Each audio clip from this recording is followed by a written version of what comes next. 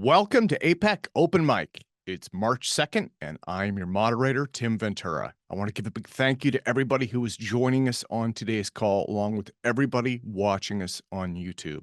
So as a reminder, today's session is for open discussion and ad hoc presentations. We don't schedule presentations in advance. We don't have any attendees who have reached out and asked to present today. But I want to get things started. I do have a couple of people that I want to ask if they want to showcase things for. What we're going to try and start out with is 15-minute blocks of time. That way, everybody gets a chance to speak, present, and have input into things. So again, open mic. This is mellow. It's fairly casual. We're just trying to keep things, as open and positive as possible.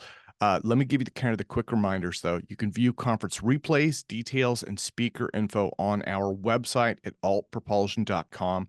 We're not putting the open mic up on the website, at least not yet, because, again, these are very casual. But all of these are archived on the Alt Propulsion YouTube channel. So if you visit the Alt Propulsion channel, if you subscribe to that, all of those open mics are there. Sometimes there's a couple of days until we get them uploaded. During these ad hoc presentations, again, we're going to try and keep these to about 15 minutes starting out. Try and save the questions for after the presenter finishes, if possible. We don't want to interrupt people and throw their train of thought off too much, right? But sometimes we do have valuable questions that are appropriate. You can raise your hand in Zoom using Option Y on Mac or Alt Y on Windows. You can also type your questions into chat. We'll try and go through those when possible. Sometimes that chat log starts to move pretty fast and then we miss things that are coming through. But again, Option Y on Mac or Alt Y on Windows, those are kind of the safest bets. I will always see those pop up in Zoom. So I think that is pretty much it. We have a lot going on for our community. What I'm going to do is I'm going to remove the spotlight from myself. And this puts us back into regular mode. And let me see who wants to go first. Maybe I should go to, I'll allow you guys to unmute yourselves. Let me go to Norman. Norman, do you want to showcase your work for folks?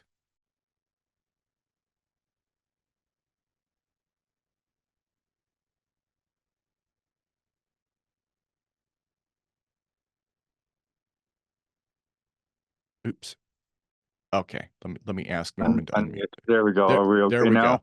Yeah. Okay. Yeah. Norman, do you want to describe what you're working on? Give it a few minutes and kind of give people an overview. Yeah. Thanks. Appreciate that. Kind of a little bit of irony to start out with. My first degree was in biomechanics, and then after a long time, I happened to stumble across something called quantum mechanics with electromagnetic fields. And so that became my second education. I've been with that for 8 years, going on 9 years. So we have been going over alternative propulsions for travel, for going into space, or for going wherever you want to go. So this is what I have found out. Been working with NASA a little bit on it. The key to what I have been working on, and it's on YouTube everywhere, is if you get a magnet and you spin it fast enough, will it float? Kind of like putting a cork in water.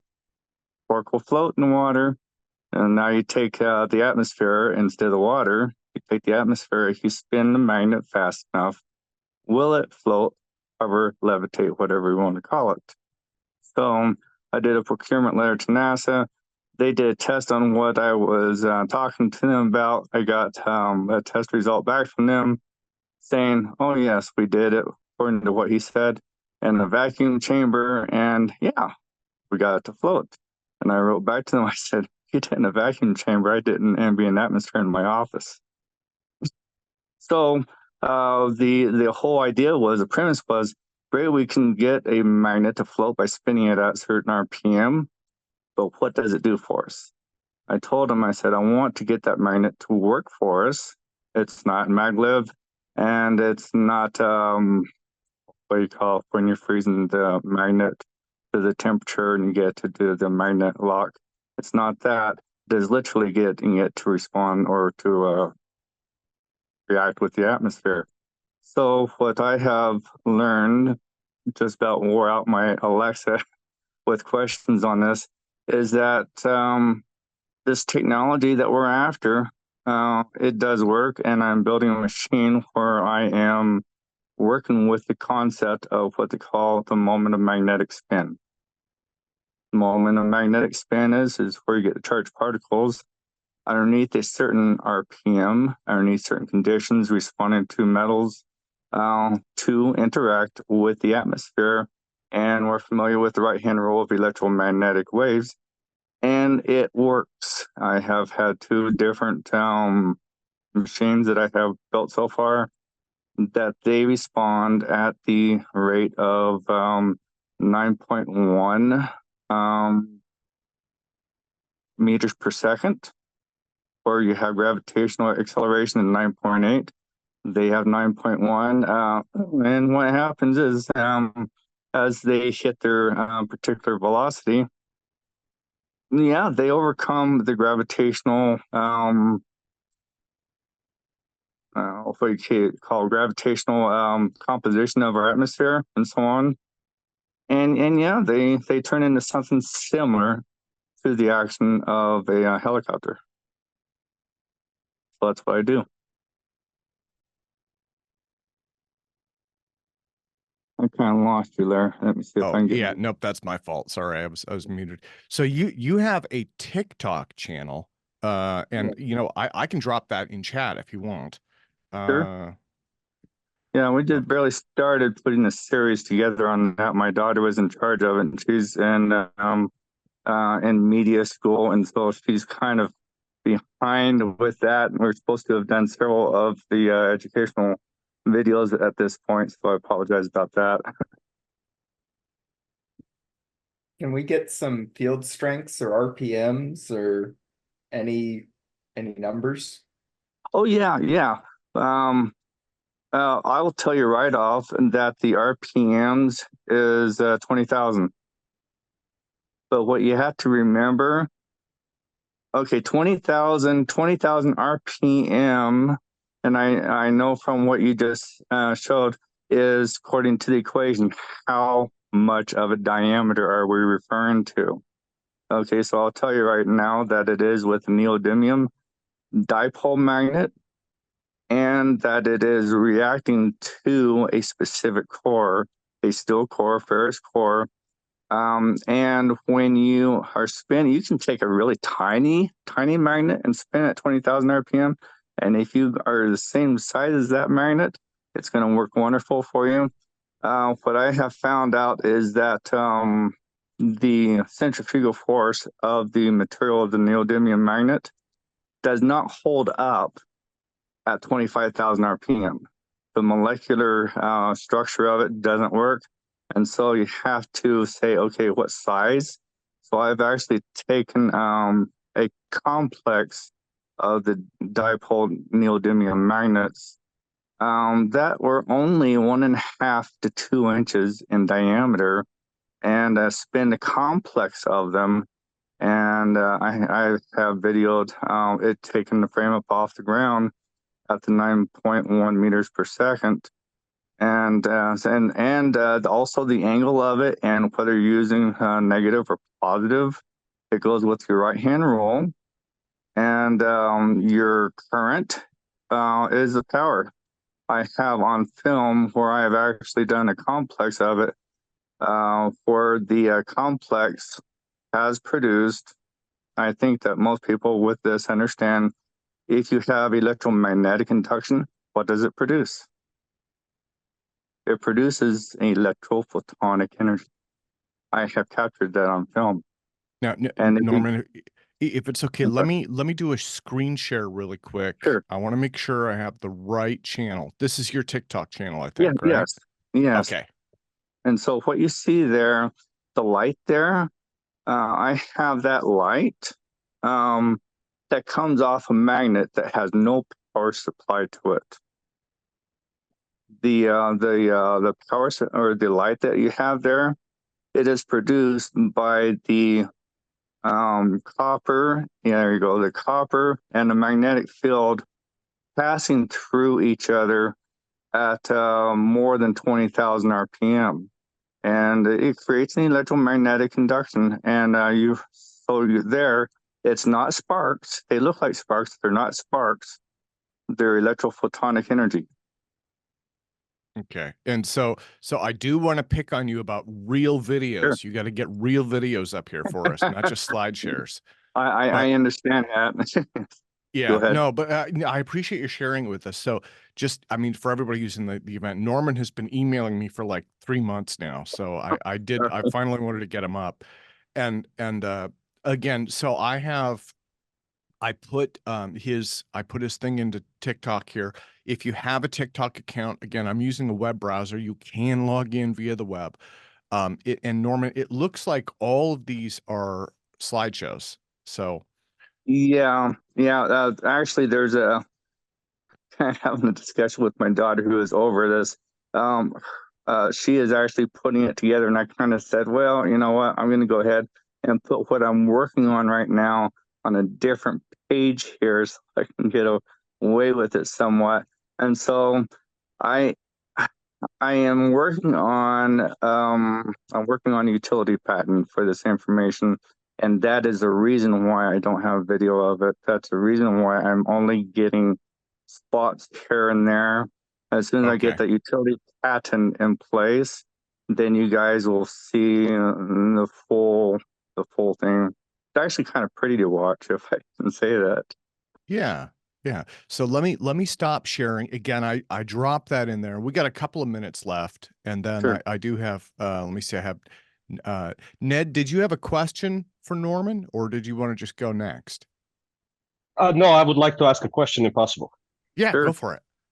Yeah, thank you for the opportunity as well. Norman, I'm just curious. I've been actually really interested in following the work of Hamdi Yukar, who is actually the independent researcher who actually discovered that effect called polarity-free rotation and magnetic bound states that shows how you can levitate a magnet above that. I believe even Mark Sokol has actually shared a video in our APEC group chat. And I'm curious, have you been able to levitate one magnet on top of the other and make a almost kind of like a trail to see if you can, how many of them you can levitate in line? And they're not vertical, they're horizontal. I understand that, but when you spin them, you can levitate a magnet on top, right? One like positive over positive or negative over negative. Is that what you're referring to? No, I'm talking about when you take one neodymium magnet, right, and you orient it in a horizontal axis that you have north and south facing this way. You're able to, when you spin it at about 200 hertz or above, it depends on the size, then you can levitate another neodymium magnet on top of that. Have you witnessed that?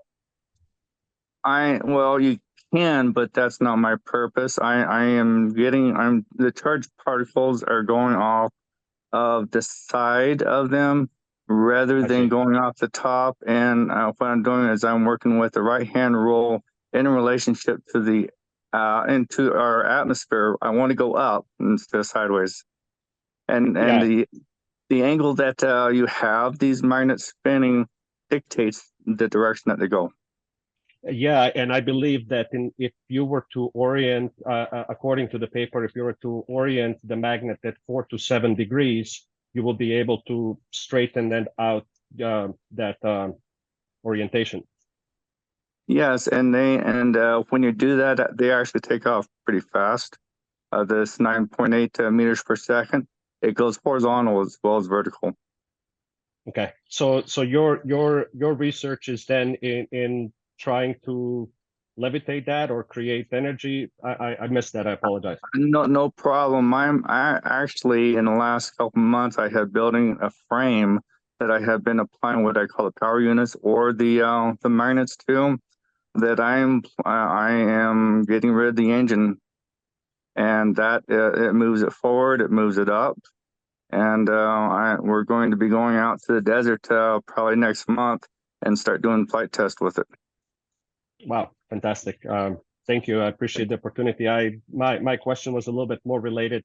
I was looking at it from the perspective of a novel idea on a space elevator concept, which would not Yeah. involve any cables, but you will be able to make a magnetic rail. This is DC. It is trackless DC. I see. That's awesome. Thank you. I appreciate the opportunity. You bet. Thanks. And good luck. Yeah. Oh, yes. Look forward to it. Thanks. Thanks, Thank you. Norman. And Thanks, so, Tim. yeah. And actually, we're at about 4:15. So I am looking up, I dropped it into chat. I'm looking up how to block Otter AI, which I have dubbed the cockroaches of the internet. We've had, let me see, I think we've had 9 Otter AIs join today. They're all trying to take the same notes on the same thing. So, I prognosticate that we will have continuing issues with Otter pilots in the future. I don't know, it's not terrifying, but it is a mild annoyance. So, who would like to go next? And I have a bunch of folks who are entering as well. And Tim, thanks again. Oh yeah, absolutely, Norman. Absolutely. So sorry for taking so long to get to your stuff. No problem. It's I had managed, a little bit to get online here. well, it's managed chaos, and there's a ton happening right now, and it's all good stuff. It's just kind of managed chaos. David Chester, are you ready to start? We have something. David and Mark have been working on some really cool stuff, so let's go to them. And So this is the 1-page abstract that me, David, and Ron put together, and it's only 1 page is allowed, so that's pretty much where we had to end things. This is stuff that we've already presented here on APEC, but the data has been cleaned up by David Chester. You can see over here, 3 of the runs had a very peculiar weight profile. So this is weight change over magnetic field. So the weight being on the X and the weight being on the Y, and on the X is the magnetic field strength. And there was actually 3 different profile sets within this 41 repetition set of data. So we ran the experiment 41 times. The RF amplifier shut off for the last couple of runs, but in that process of those 41 runs, there were several different profiles of weight change throughout the magnetic field sweep. This is one of the more starker ones, and we stuck it in the abstract because it was about 1 sigma, 1 standard deviation of separation with a lower weight from the other runs. So we were able to pull that out of it, and this is what we're trying to show, a connection between dynamic nuclear polarization and the weight, the mass of an object. The theoretical basis of it, that David Chester can probably dive into that a little bit more, but the way I like to explain it is subatomic particle spins, chaotic motion can convert angular momentum into linear motion, or can create angular energy can convert linear energy into angular spin, and that's where mass comes from. They said they a much more confusing scientific way, and then in the replication section we show the actual setup that we had here going on in the lab, and then discussion, that's the data analysis of what we've done. This will be presented at the ENC, the Experimental Nuclear Magnetic Resonance Conference in San Francisco. Tim Ventura, David Chester, Michael Perone, we will all be in attendance there in April. And with that, I'm going to stop sharing. And David, do you have the rest of the data you want to give a yeah, sure. I have all the different plots. Let me see. Let me just Well, yeah, first, I mean, it might help for a general audience just to kind of explain what the experiment is. So Mark has this sample of, I believe, 98% aluminum and 2% iron, was it? And you basically encapsulate that in resin, and then you put it basically in a copper pipe. And then you, let's see, you have a magnetic field going through that, and then the magnetic field is kind of linearly increasing, and then kind of like a sawtooth function. And then you also had some RF field that was pulsing on it to apparently induce the DNO. And then you're measuring the weight as a function of time. So let me just try to first pull up some plots. Give me a second, sorry. Share screen. Yeah, well, I'm just gonna. Well, if it's going to take you a second, I just want to go back to what you were saying. Yeah.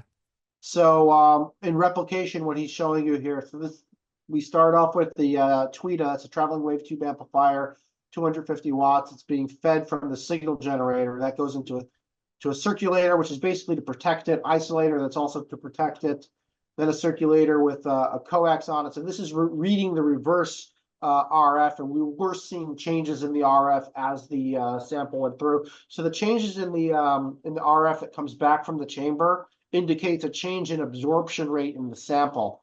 And with the magnetic field being the only variable that changes, a change in the absorption rate of the sample is what a typical EPR spectra would show you. Or this is how, for instance, Pfizer, when they want to know how accurate or how pure their sample of aspirin is that they just made, their big batch, they send in a small sample into a chamber like this, and sweep through a magnetic field with a constant RF and read the amount of RF coming back from the chamber. And with that, you're actually able to know what molecules, how they're bonded together, chirality. You're able to learn so much about a molecule through this process. It's one of the only ways of really learning exactly what you have going on without looking through some microscope that can show you the individual atoms. It can really be very useful for diagnostics and learning about different materials, especially complex molecules. So there's another process called nuclear magnetic resonance, which is closely related, which can be done in tandem. But the EPR, the electron paramagnetic resonance, can induce dynamic nuclear orientation, which increases the nuclear magnetic resonance signal to noise ratio, which allows you to pull out information in the sample that you couldn't have otherwise gleaned, like things that are normally not nuclear magnetic active will become active by the effects of dynamic nuclear orientation. But what we're looking at specifically is with this 220 gram scale. It's above the Faraday cage. We're looking at the weight of the sample, which is what you're seeing here in the chart. So the chart, these are 3 separate runs that will run consecutively that are each showing a very similar weight profile with like several different humps that seem to follow each other. And yeah, it's indicative that there is some sort of connection. So I'm going to hand it off to David. David, are you ready yet? Yeah, sure. I can share my screen now. Okay, so David's going to share a screen. David did the data analysis. I just sent him over the raw data, and he used Python, right? Yeah. So Mark collected the data in LabVIEW. So this was one of the first plots we made, which basically shows how things go over time. And the red is showing the field strength of the magnetic field that's applied. So that's the sawtooth that I was talking about. And then the blue is basically the mass that's weighted on the scale in units of grams for the sample. And so you do, when you're zooming out, you do see some oscillatory motion overall. And so a couple things that are highlighted. Well, it's worth pointing out that basically Mark noticed that the RF cut out. Basically, maybe it overheated and broke at this point. So there's basically 41 cycles, and around the 39th one, it cut out. So that's why it went really low here. And so as we were looking at this, it was kind of strange how right here, that was the 3 cycles that Mark showed the previous plot for. Originally, Mark was looking over here. Another thing that's curious is that as time progresses, it does seem like the apparent weight is the standard deviation is increasing over time. Like if you look at the size of the fluctuations over here, they're much larger than it does starting off.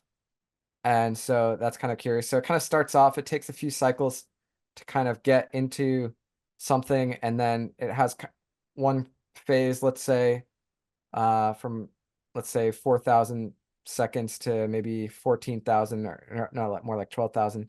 And then these 3 cycles were pretty curious. And then it kind of, as it broke out of that, it went into the, eventually kind of stabilized into this other thing before it cut out. So that's just one plot. So this is showing all of the cycles on top of each other. So the blue is in the beginning, and then it's progressively, each cycle it's getting closer and closer to red. So you can kind of see how for the red part, roughly around 2/3 of the way, it seemed to actually have a little increase, whereas about halfway through, there was this dip here. And so this is just showing each cycle now, kind of zooming in on, well, this is actually by cycle 32, 33. So we'll just kind of wait till it gets to the beginning, I suppose. And so it's harder to see the fluctuations as much when you're focusing on a single cycle, but fair enough. It is what it is. So this is progressing cycle 10, 11, 12, 13, and I think it was around 20 is where you'll see this dip right there. So that dipped down, it dipped down, it dipped down for 3, and then left that, and then it sort of got a little more chaotic, and then it started, you're about to see it start to peak up on average here for a few cycles. So the data is pretty noisy, so it's hard to, and that's when it broke basically. So the data is pretty noisy. It's hard to tell what is actually causing this. You know, is it something that is vibrating the scale? Is it actually weight loss? I think we need to collect more data and try to decrease the noise to really see what's going on. But another thing that was encouraging is Michael Perrone said that this dip that occurred was happening like exactly around the magnetic field strength where he thought that DNO would set in. So it's maybe a little suggestive. It's curious, but you know, I think we need to still do more work to really dive into it. But yeah, we're gonna go to a conference and see what anyone else thinks there. Can you also show you bunched the data into 3 separate groups that had 3 separate patterns? Can you show us that as Yeah, well? let me get those. Let's see. So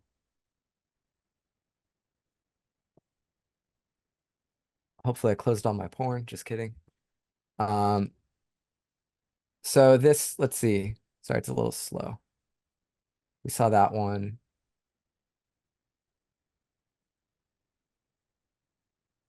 My computer is being, sorry, there we go. So this is cycles, oh boy, I opened it 15 times. So this is cycles 7 through 19. So there's a somewhat similar structure or pattern.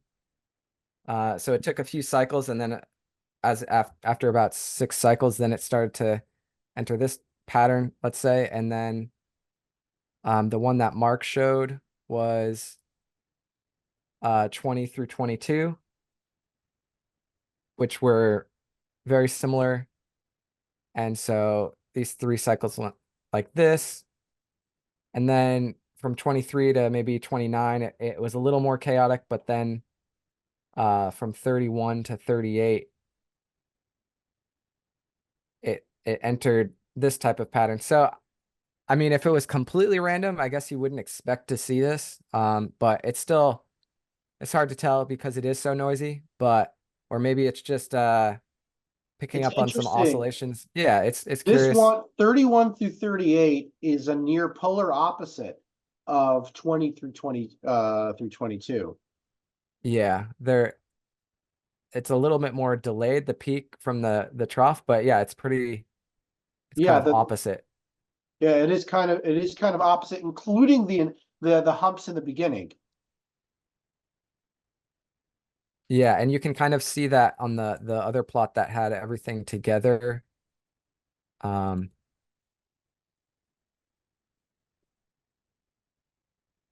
just bear with me.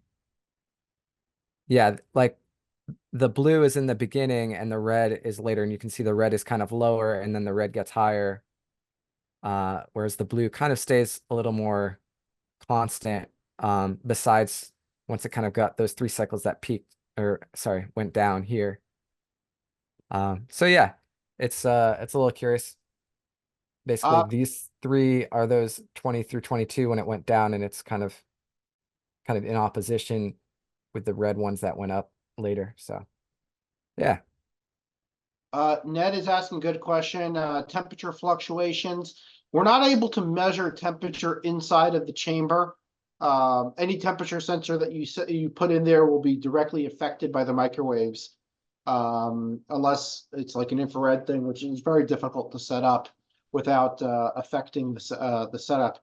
But the scale on top of the Faraday cage is affected by temperature. This will be a gradual change in temperature over the course of the entire experiment. So if it's like done during the day, you might see a rise or a drop or something, depending on the ambient temperature in the room. We're trying to control for that. Actually, since running this experiment, the RF amplifier broke. We're not able to fix it. We don't have the spare parts for it. And we're moving on to a new setup that I was just working on earlier with Kurt Zeller. And so one of the controls that we're taking for the new is we put an upside down fish tank on top of this scale to improve its isolation from vibration and from airflow, and to control for temperature. We also have temperature readings, temperature probes that are going to be feeding into LabVIEW as well. And furthermore, the experiment is being fed via coax cable. So the RF amplifier is no longer going to be rigidly attached to it. And it's going to be rigidly attached to the electromagnet, being the heaviest part of the entire experiment. That will act as a solid base and clean up any vibrational noise that we may have been seeing in our earlier experiments.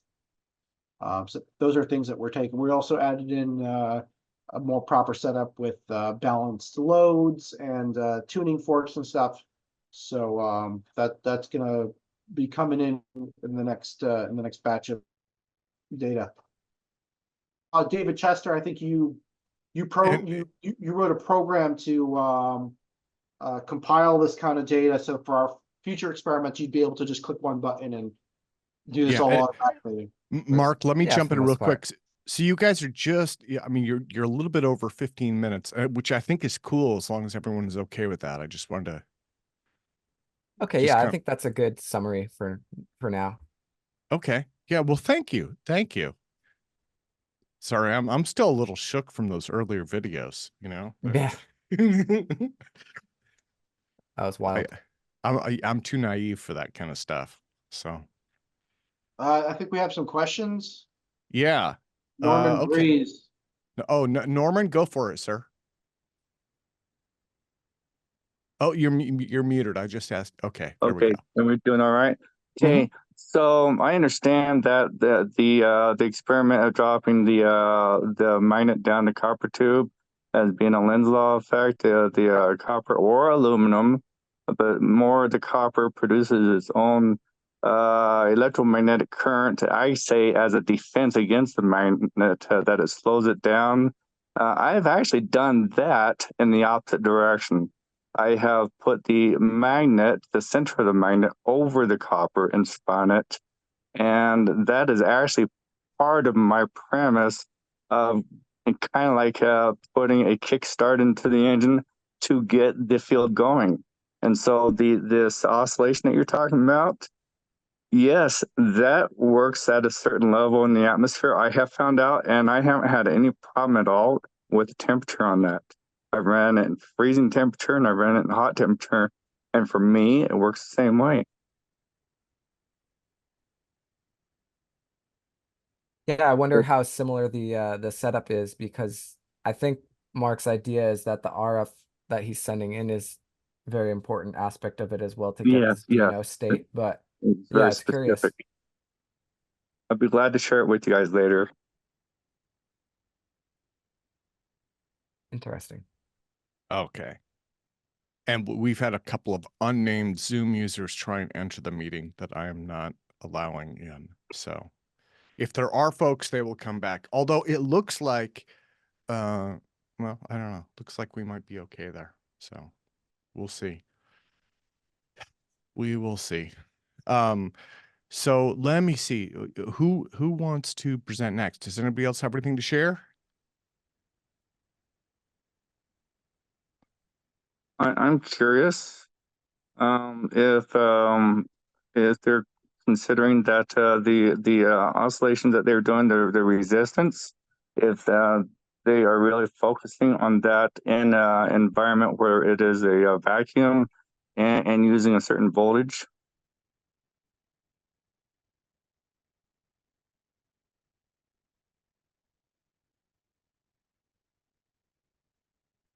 I think I just lost you. Oh, no, Mark or well, let me see. I would say Mark, I'm not really sure what he was asking. Something about resistors? Something about The resistance that you're using, I was really curious about what type of resistance that you're using, because we're talking about mass, we're talking about the inertia, overcoming the inertia to be able to obtain those effects or those results. Because we're looking for a connection between dynamic nuclear orientation and the weight of the sample. Well, from starting point at 0, 0 up to the point that you're getting your results, right? The amount of time, the oscillation, the rate that you're having to go through to overcome what I call the inertia. Well, we don't know if it's the inertia. We just know that how much the sample weighs. Okay. Is it moving at all, or is it the oscillation there? Is that from the oscillation of the I will ask the electric field or the magnetic field or the combination of the two? We don't know. Okay, we just know that we put a sample inside of an EPR machine or a custom-made EPR machine, which is supposed to in a configuration that should induce dynamic nuclear orientation. We don't even know if dynamic nuclear orientation has been achieved, and we are measuring the sample weight. From my experience, I will say that you have achieved it, because I've done this. I've done this with a tangible field where it is. How do you know that? How do you know that we've achieved dynamic nuclear orientation? Has it had a balance at anywhere on your scope? Have you found a balance on it? A balance? Oh, okay. Okay. When I do this with magnets, they respond the same way as your scope. The response of your scope does. It responds exactly the same way, and it goes up to a certain point, and then at that point, it obtains a level that it appears to float at a specific point, and that's what I call balance. And so with your result, it comes up to specific point, specific result. And is there any average of your numbers with your result? Is there an average balance? Do you understand what I'm asking? No, I don't. I apologize then. I have no clue what you're asking. Well, we have a magnetic field and a microwave chamber inside a homogeneous magnetic field. A massive electromagnet weighs about 1,000 pounds in order to create an extremely homogeneous field. And then we have a microwave chamber inside of it that's tuned to our Moore frequency of the valence electron at the magnetic field strength. And we sweep through the magnetic field strength, measuring the weight of the sample as we're also measuring the reverse RF from the chamber. That's what we're doing. I don't think that's something that you've ever done. This does not involve neodymium magnets. No, I'm talking about the field itself, not anything to do with the construction of the magnet. I'll just listen to you, but I do feel from what I've heard that you're obtaining results, but I won't go any further. Okay. Good luck. Thank you. Michael Boyd? Yeah, Michael, let's do 15. Let's try and keep it to 15 minutes. So that'd be just about 5 p.m. Pacific.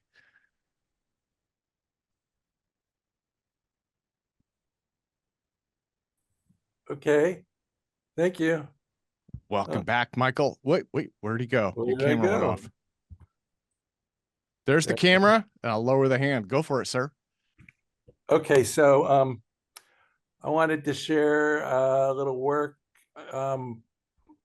Let me first go to, where are we? I'm looking for my web page here. Okay, so what I want to show you guys is, so what, can you guys see this? Okay, there you go. Yeah. So what I have here is the Tic Tac FLIR 1 video. Okay. And these are 20 frames from the FLIR 1 video where where you can see what my hypothesis is that this is where the Tic Tac is hitting the aircraft detection system with what's called an electromagnetic pulse. And what happens is that you see the Tic Tac in between the two horizontal lines there, and it's like spinning, and then it's spinning up, and then it goes down. It looks like at 7 o'clock, it's sending this EMP pulse, and when it hits when it basically saturates the infrared detector. And then when you see those white lines in the background, that's because there's this, the readout on the back of the infrared sensors is lighting up because it's getting hotter, warming up hotter than the stuff that the Tic Tac, that the IR sensor is seeing. So now, I'm part of this company called Hidden World LLC. The website's hiddenworld.co, and the principal of it is this guy named Stephen Leah, and he has this tech that basically what it does is it lets you take a still image and extract from it what's embedded in it is this information that shows, depending on the spectrum of the light, it can look at it can do like what you would call a planar image, kind of like if you remember back in the early Disney cartoons, they made it look like it was moving back, that it would make the animation look like it was walking or something. And the way it would do it is it would have different planes of images. So it would give it like a 3D, it would look 3D.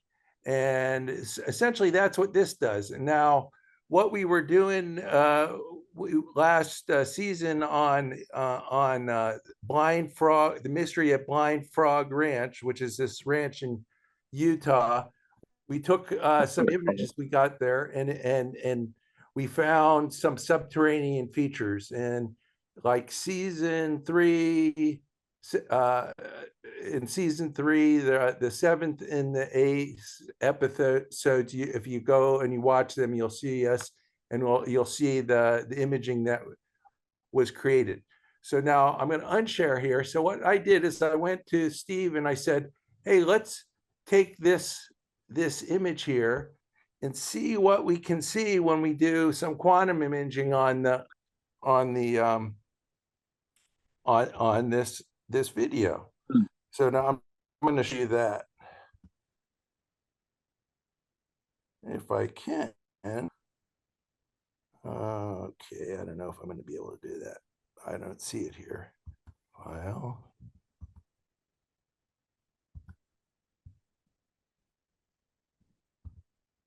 I'm not seeing it here.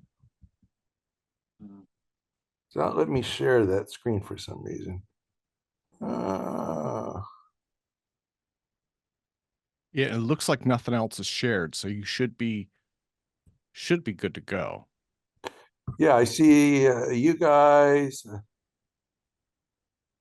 Hold on, let me see, make sure I got it here.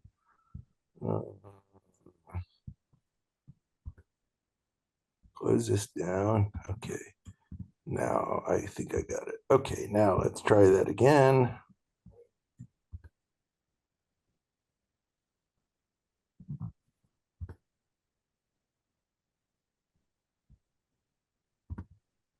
Okay, and share screen. Here it is, I believe. Okay, here we go. Okay, can you guys see that? Yeah. Okay, here we go. And you're going to hear Steve's voice in the video here. Hey, Mike, wanted to show you the latest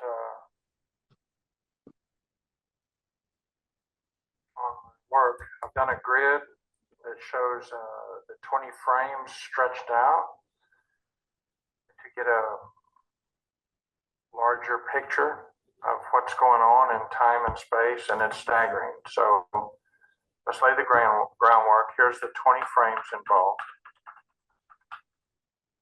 And you had told me it was spinning, the Tic Tac, and it's dilating and getting ready to scram down to 7 o'clock.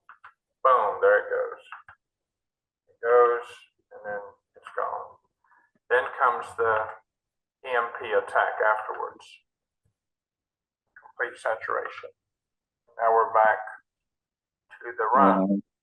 Magnetic field changes a visual. It's stable, and we have all kind of, called it philo dough, these layers. Space-time, quantum fields, we don't know. I think you said it's gravity or something for dimensions. Anyway.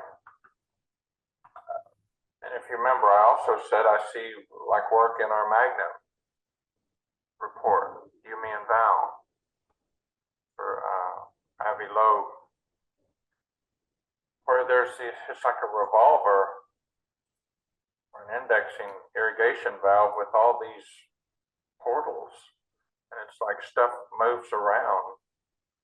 It's almost like looking at a wasp nest. I remember as a kid looking at a wasp nest, and you'd see the little worms down and have become wasps jiggling and all. It's what it reminds me of. Okay, so the Tic Tac stable, all this is going on. Then that whatever this is here pops up here, shows up yellow. See, it's moving around these wasp nests portals, and once it gets there, then that Tic Tac gets kind of weirded out and scrams. Bye-bye. It's gone, and then everything just goes to hell in the handbasket, as they say. I don't like using the word hell. And then boom. Hey, Mike. So that's it. It's short.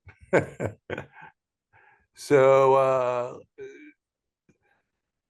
I just wanted to show that to you because it's kind of cool. My hypothesis is what we're seeing there is, as he described, it's a gravitational wave, and what the Tic Tac, that Tic Tac is actually altering the space time around it, and you can see that in the quantum image because it changes the frequency of the light. And so, for example, when you see red colors, that represents a area where it's kind of like as you get closer to a more massive object, or denser space-time, as I call it, you get a gravitational redshift.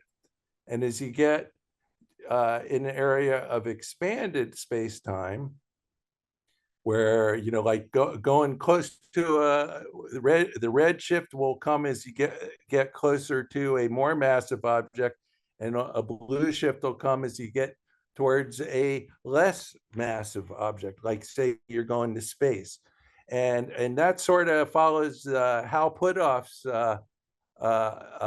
hypothesis on space-time. So what I'm doing is I'm just like taking sections of the Tic Tac video and then doing these quantum runs on it and seeing if we can see any of these space-time effects. Now we don't see this in other UAP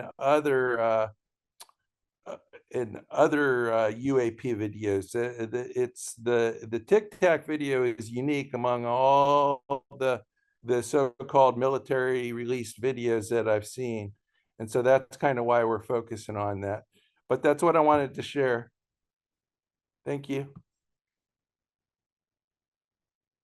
And if you guys got any questions or comments, I'd love to hear them.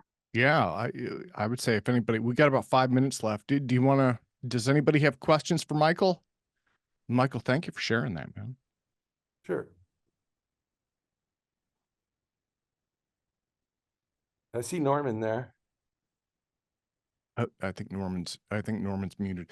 And yeah, okay. Norman, go for it. Okay. In my observation of the tests that I have been doing, is that when it is obtaining a certain rotational value, that the field that you're talking about responds with that. And I have seen that TikTok video on YouTube a lot. And what I am thinking is that what we are not seeing there, I believe, is that the field itself has expanded around it, allowing it to move through, and it can rotate, it can spin or whatever. Within that, as it's moving, I understand that the Department of Defense is working with this technology. And so the TikTok, instead of heating up or instead of having a problem with its movement, it's running in a field, electromagnetic field, instead of directly in the atmosphere. So that is my take on why it's able to do what it does. So you're saying, what I'm hearing here, you're suggesting that it's creating its own field? It's creating a field around it, yes, because Okay. that's what mine does. So, what my research has found is that there is a relationship between the magnetic field and what's called the gravitomagnetic field. One is different from the other. I've been working on a paper for IEEE Sensors Journal that I submitted back in July. They kicked it back and said they gave me a list of things to correct. And so I just recently submitted that, and I have a draft. It's got some of the headers are screwed up. The numbering of the headers is screwed up. But if you guys are interested, I'll post a link to the preprint in the chat. And you guys, I would encourage you to take a look at it, download it, and it's got my email on it. And feel free to give me any comments that you want, because you know, I want to hear what people think, obviously. So if that's okay, would that work for you guys? Yes. Okay, thank you. Anybody else have any comments, questions, concerns?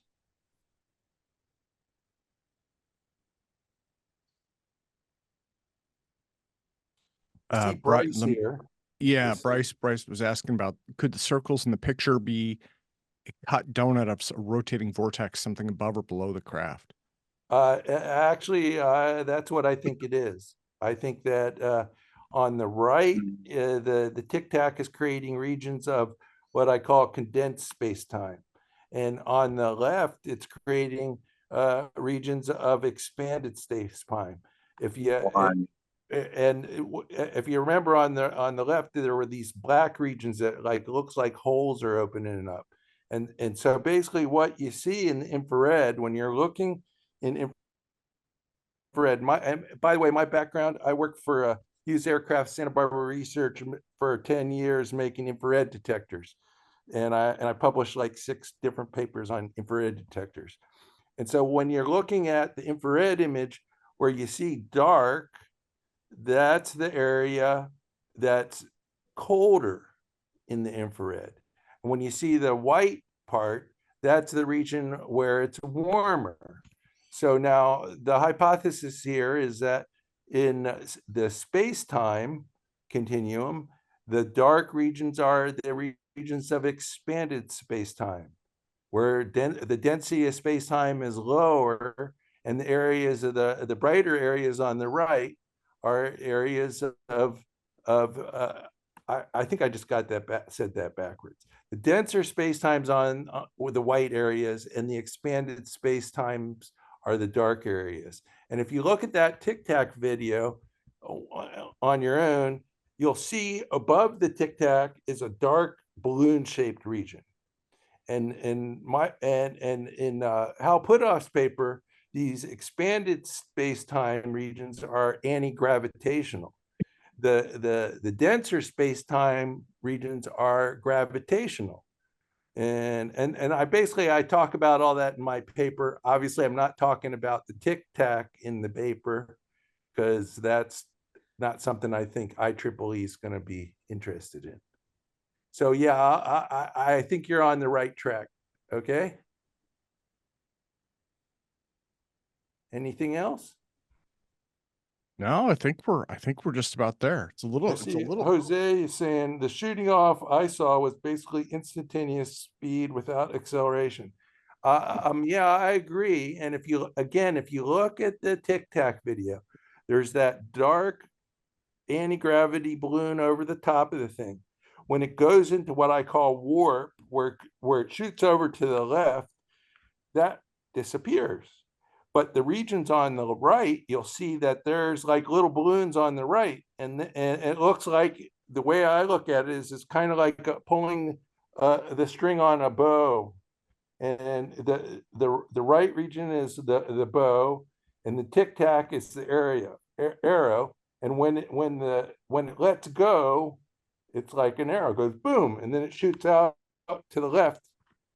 That's what the warp is. So basically it's manipulating the space-time. It's creating its own what I call gravitomagnetic field to do its propulsion. That's just my hypothesis, obviously.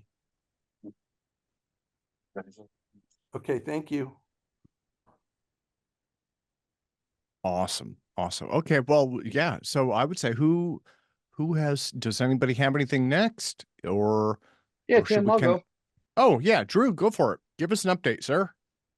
Okay, I've just been kind of building a for public display screen, so I will another program. I will take a shot at sharing my screen if I can figure out which of these buttons do that.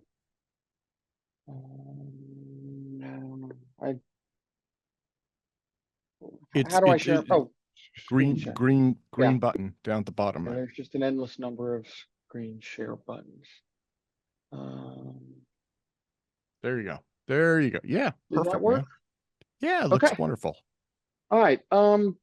This has been an interesting couple of weeks. The first thing I wanted to mention is we had a chat with SpaceX, and it turns out that SpaceX is tired of chasing unicorns and fairy tales.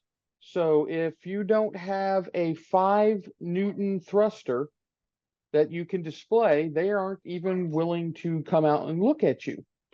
I just thought that was interesting because they know about this APEC group. Apparently, some of these people have contacted SpaceX and said, "Hey, we've got the best things since sliced bread," but this is not. They aren't willing to come out and check out the real thing. So I don't know. I just thought I found that to be very interesting. So it's 5 Newtons or nothing with them. And they're must. yeah, so that's what it is. This week, was interesting the last couple of days. I've been working with a new member of the team who has enlightened me on electrochemistry and the interworkings of valence electrons and all kinds of chemical nightmare stuff. And although that was interesting and I didn't understand a word he said, we were playing around and we finally figured out how to rapid charge the warp plates. So, which, you know, they're basically chemically activated plates. I mean, they're physical plates and they've got some chemistry on them, and we energize them with high voltage. And we have two kinds of thrust. We've got what I call instant thrust, which is basically free charge thrust, and that's somewhere in the zone of about a millinewton. You turn on the power and you get about a millinewton of thrust out of it. And then we have a different version of it where we pack up charge in the chemistry of the various plates.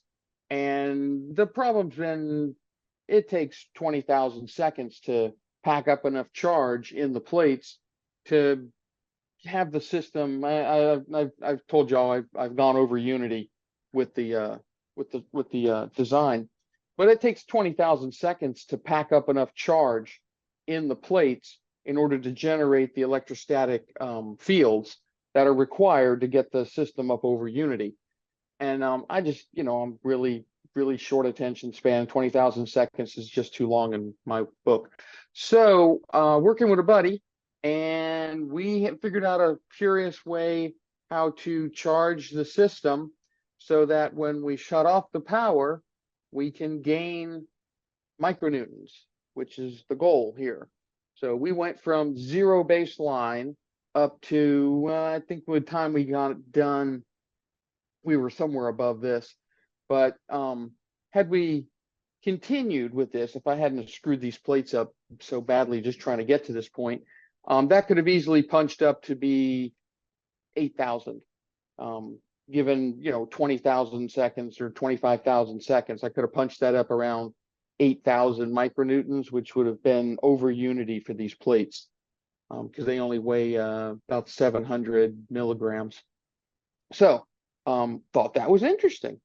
And that's pretty much what I have been up to this last couple of weeks, is figuring out how to charge the plates as fast as possible, so that I can get to their maximum. And it's much like I guess like a supercapacitor, that, you know, you can only put in so much charge based on X amount of area, the chemistry of the supercharger or the materials, and the voltage that you're playing with.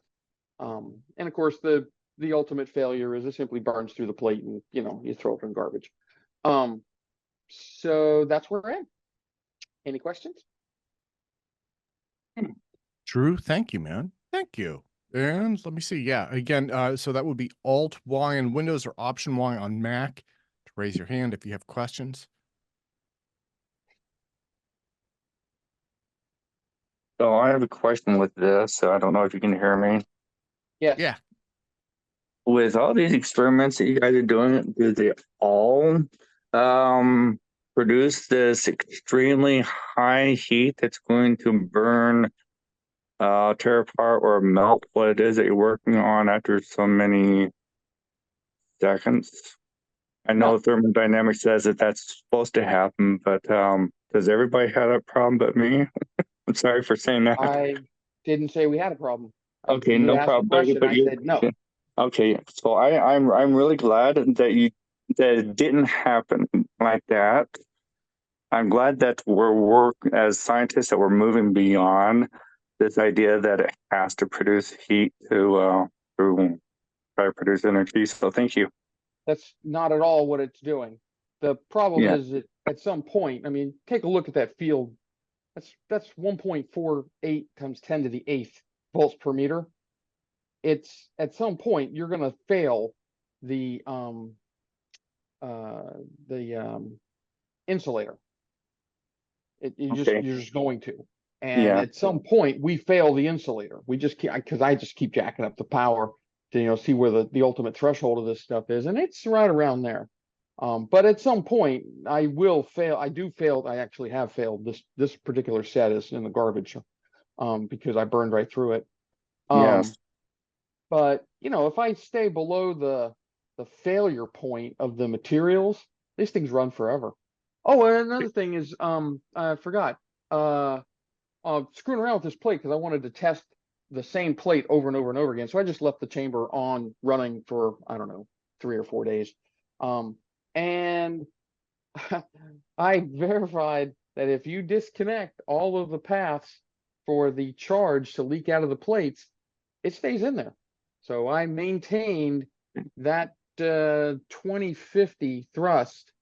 That's 2050 micronewtons, or 2.05 millinewtons, for about, I don't know, 36 or 72 hours, about 72 hours. Wow. Which was kind of cool. Yeah. And then what's not shown here is we actually figured out a way to drain the plates rapidly. So when we do land on the moon, we'll be able to shut down the engines so that they're not, fully charged up. And, that's just a kind of a safety thing so the little spaceship doesn't float off. Sounds good. Awesome. Okay. Well, so Andrew, why don't I do this? I'll stop your share from my end. Okay. And then let me see oh, perfect. Okay. Who wants to go next? Or should we, we could, Can we hear from Robert? Yes, thank you. Hi, this is Robert Morningstar. I want to make my comments quick. Okay, Robert, can you, okay, turn your camera on. There we go. You're muted, Robert. Oops. Okay, I'm unmuted. Perfect. A great conversation. I wanted to say to Norman Breese, you are definitely on the right track, because I've been working with neodymium magnets for a very long time and had some success about 10 years ago, but it scared the hell out of me. I was working. Yes, it does. Sorry, yes, Yeah, it does. the power is frightening. I was working with Paul Murad, and both of us were working on rotating magnetic fields. It was just a coincidence that my name is Robert Morningstar, and he independently named his company the Morningstar Energy Box. So I guess that brought us together. So he was working on a pretty complex machine, and he succeeded in reducing the weight when he got it spun up. He said 16 to 18%. Oh, yeah. So a spinning magnetic field. Yeah. The next thing was, I was a very close friend of the late Mark McCandlish. We met at the Secret Space Program Breakaway Civilization Conference in San Mateo in 2014. And we bonded as close friends, and he told me a lot about the ARV, the Alien Reproduction Vehicle. And one of the things that was fascinating about it, it was incredibly heavy, because it had a chamber that spun long wafers that were a combination of crystal layers with copper. Yes. And it required this rotary motion, but once the rotary motion was induced, gyroscopic, as I call it, the thing levitated. And apparently this is one of the reverse engineering projects that has succeeded, but it's still top secret, kept under wraps, black projects. So I'll tell you with mine that I actually go well beyond 20,000 RPM with mine. Yeah. Well, mine, I didn't have to spin too fast. I actually did it. I'd like to show it to you. I created a magnetic ring. I had the privilege of going to Stonehenge 7 times between 1995 and 2002. And I decided to build a model of Stonehenge made out of magnets. And I created a self-sustaining magnetic ring. And I put it on a spinning table. And just by hand, I started to spin it. When it got to about 25 to 30 to 50 RPM, the whole thing came up. You mean 50,000 RPM? No, I mean like 50. Okay, I got you. Yeah. I've done that. Yes, I understand. Yeah, but it was self-sustaining. It was a magnetic ring that held itself together because I worked out all the polarity. Mhm. Yes. All of a Yes. sudden, it lifted up 3 feet, but the Mhm. centrifugal forces And it took broke 2 seconds to do it, right? yeah, it just went 2 whoop. seconds. And then since And- I hadn't caged it, I had not caged it. It was just self-sustaining. It was stuck by its own Mhm. forces. The centrifugal forces broke it apart, and it exploded. And Yeah. these magnets were flying at my face and at my assistant's face. Yeah. I went like this, and I thought I was going to be scarred or killed. Yes. And Yes. thank God, in midair, they clumped. They clumped Yes. together and Okay, good. fell like rocks. Okay, So, that's what I have found out also is, I'm sorry for interrupting you, but I exploded the magnets and then they came back together and continued. And when they did that, they increased the force. oh, well, as long as I brought it up, I'd like to just show it to you because this time I caged it. That means I put a metal ring on top and a metal ring on the bottom to Mhm. keep it from breaking apart. So just Okay. so you know I'm not BSing, I'd like to just give you Oh, a glimpse I of it. understand completely what you're saying. Okay. Thank you. Oh, okay, Robert, you're gonna get it. I was gonna say you could do a screen share also, but if you're Yeah. physically getting it, No, okay. This is live. In Russia, Okay. they have done something similar to that. Only they do it with AC, I'm hoping. Are you doing with AC with high voltage here? Or is it a permanent magnet? These are permanent magnets. Okay, cool. Yes.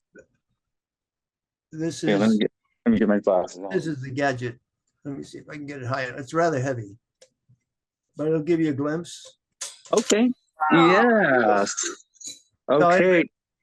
It is being held together, and I put a crystal ball in the center of it. Are you familiar with Otis T. Carr? Yes. Are you familiar with Otis T. Carr? Yeah, I am. Yeah, I am. Okay. Yes, that Okay, looks so- real familiar. Yeah, there you got a good view. Yes. The crystal ball popped out. I use that to keep it really centered and Okay. grounded. Now I think that if you spin it counterclockwise, as I was spinning it, Yes. it levitates, and if you spun it the other way, it would sink. But that Yes, that is correct. great. You're right on with it. Well, thank you. You're exactly right on with that. Now the problem is that you have to get above the inertia to the point that it balances itself without the rotational factor, and the only way that you can do that is to do a complex of those, and that's what Otis D. Carr didn't do with that. Is rotated, and it continues to rotate. It slows down, but the force on it you can feel, you can't see, but it rotates and it goes up. Now the issue is that you have to control it.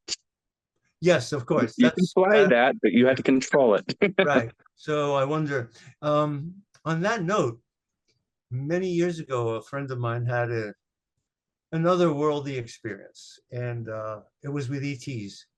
And he was taken aboard the ship, and he was shown a machine, and the machine had 3 gyros, Mhm. XYZ, and he was told that was one of the ways that they were able to steer it, by Mhm. increasing the force of an X, Y, or Z, and varying that they With could. the gyroscopes, they have to go in opposite directions to cancel out the rotation. As soon as you do that, then you can go ahead and fly that thing anywhere that you want. Well, I enjoyed show and tell when I was What's a the kid. magnetic field? But I haven't shown that to anybody in 10 years. I recognize it. Otis T. Carr after Tesla, Mr. Yes. Tesla. Oh yeah. His progeny, and they cut him down at that point. They said, "You are mad. This doesn't work. Throw in the garbage." Well, since you mentioned Tesla, I'd like to mention that about 1998, I bought a book that I gave away as a gift. It was actually a complete book of Nikola Tesla's patents. And in it, in 1898, he had patented what we would call a flying saucer. And Yeah, I saw that. have you seen that one? It's like a Yes, pipe. I did. And he Yeah. had triangular copper plates fitted so that they could be angled to create this craft. And he said that by alternating the polarity, positive and negative, and oscillating it, making it spin around, that it would levitate. It will. It will. What I have found out is that when those charged particles are smacking into each other when it rotates, yes, it's noisy. I'm sorry, it is. Yeah. But you mean noisy like electrostatic discharges or what? Yeah, it is. It sounds like you're knocking on wood with your knuckle. No. And I have run those in my office, and my daughter asked, "What does that sound?" I said, "You're hearing charged particles hitting each other." Oh, well, the other thing that was very interesting is that the Nazis were very interested in Tesla's work, and they sent a lot of spies to steal his ideas. And when I studied the early pictures of the Haunebu, the first Haunebu flying saucers, the one that looks like the Monitor and the Monitor and the Merrimack, it's got a round turret. It looks like a wrought iron plate, very sharp edges, not the refined Haunebu with the three balls that we are familiar from World War II. Hitler was working on. I had a very high resolution picture that showed the top of the wing, and I saw the creases where the pie plate, the Tesla technology pie plate was fitted. Yeah. And the last thing I'd like to say for all of you UFO historians, I'm the only person that has discovered the meaning of Haunebu. And how, anybody know? I'm listening. I'll tell you. I'm also an Egyptologist, so I bought a book of the translation of the Rosetta Stone. And in the last chapter, the Pharaoh Ptolemy V decrees that I'm in a meeting. Sorry. That the translation of the story of his jubilee, that's what the Rosetta Stone tells. He said it must be written in the language of the priests, the language of the people, and the language of the Haunebu. And Haunebu was a reference to the Greeks. So that's what Haunebu means. And Haunebu, I think they took it because there's a famous Greek statue. It's called the discus thrower, Discobolus. And he's got a disc in his hand that really looks like the flying saucers of the 1950s. Yeah. So that's just, trivia. That I'd like I got a question. Yeah. What is the magnetic field strength of your magnets in either Gauss, Tesla, I haven't Oersted? I never got to measure them. I haven't measured. Okay. I haven't got. I'm going to support you. Norman, how about you? What's the field strength of your magnets? Mine starts out at 5. Well, actually, I've been running between 1,000 and 2,000. 2,000 what units? Well, the units that I have, it's not in gas. I understand where you're going with that. I have it measured in the field of, how heavy of a car could it lift up type of thing.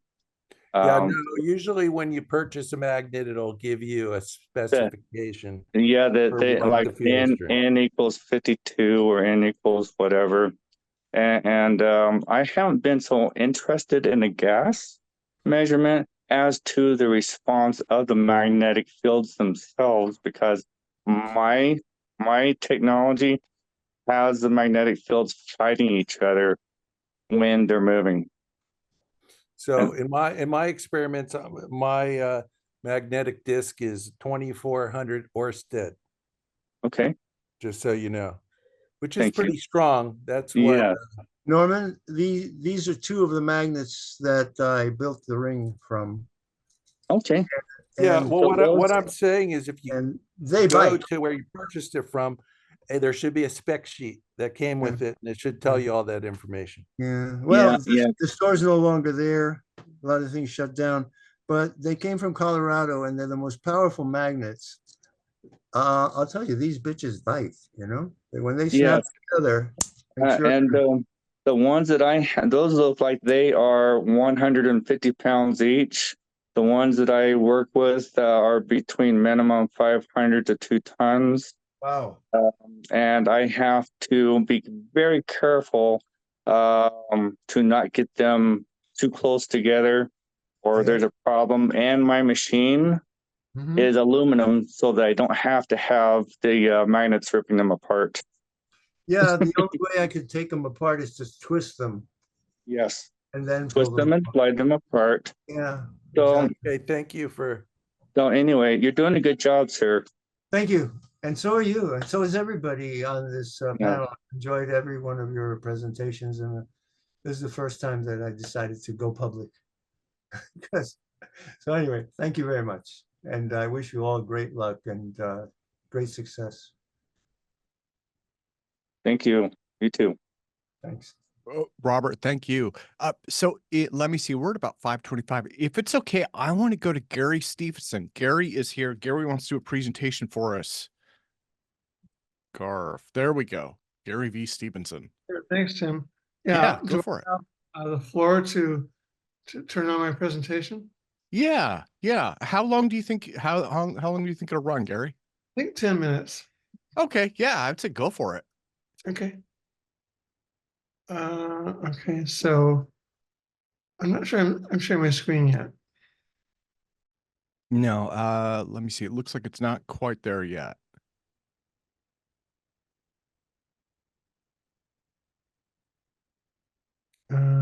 Desktop one. Okay. There we go. Okay. Perfect. See it? Yes, absolutely.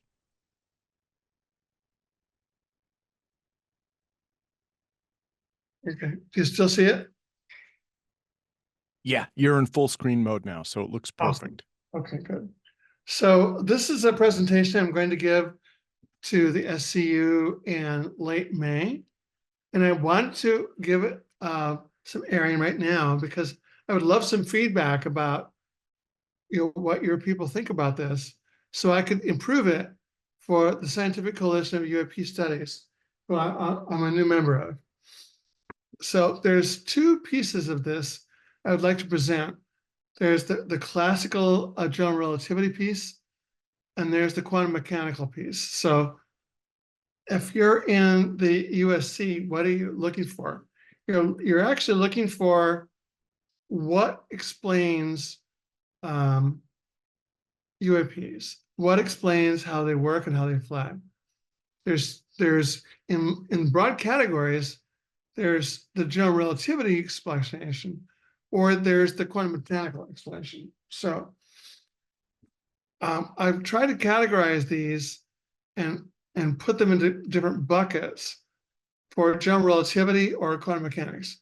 So the first first general relativity bucket I have is the forward coil.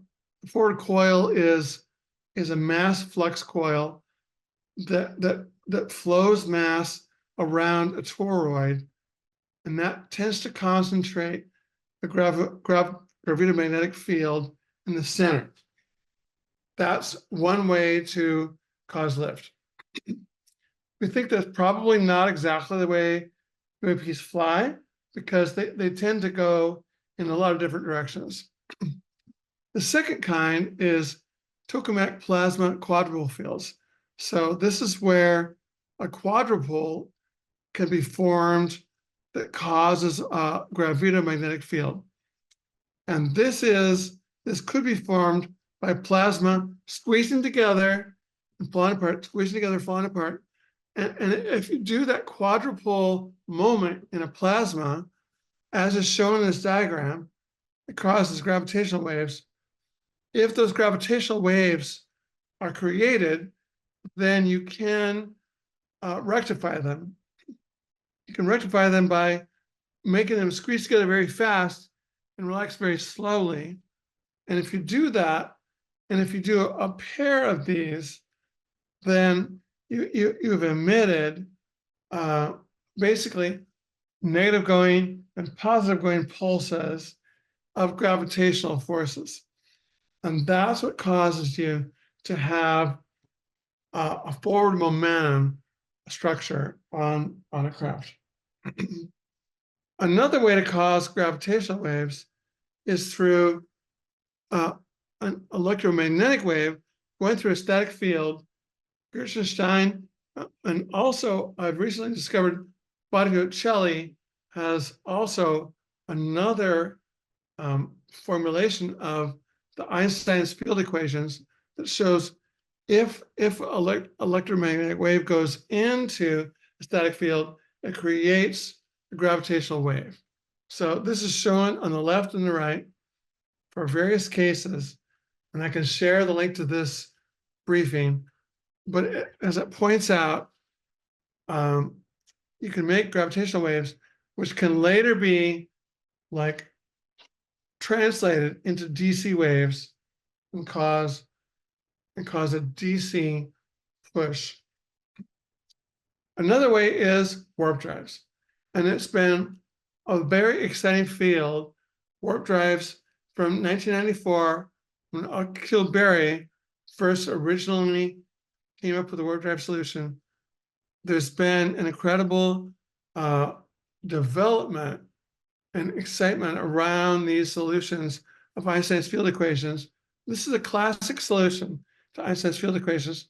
So not Rio, he has come up with a solution that doesn't require expansion or contraction of the field equations and of space-time. So it's a very static solution, which still allows for a warp drive. And so everyone has been working with these solutions, including Loop and Mattingly, and the Mattingly solution is shown on the right. Wormholes are another thing that's been very, very recently developing. I think that Kip Thorne did one as a favor to a friend for making a movie, saying, yes, a wormhole is a possible solution. But Matt Visser has since then added on, as has Eric Davis, and Loop has said, basically, there's a constant solution of wormhole basics, and that 2017 Loop category has said that it's basically a textbook case now that wormholes are real, and here are the basics.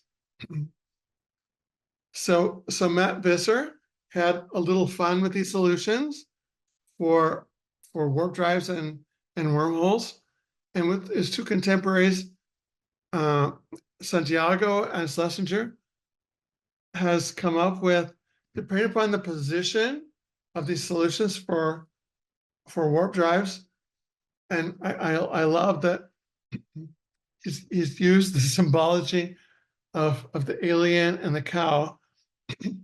We want to pull the cow into the alien craft somehow.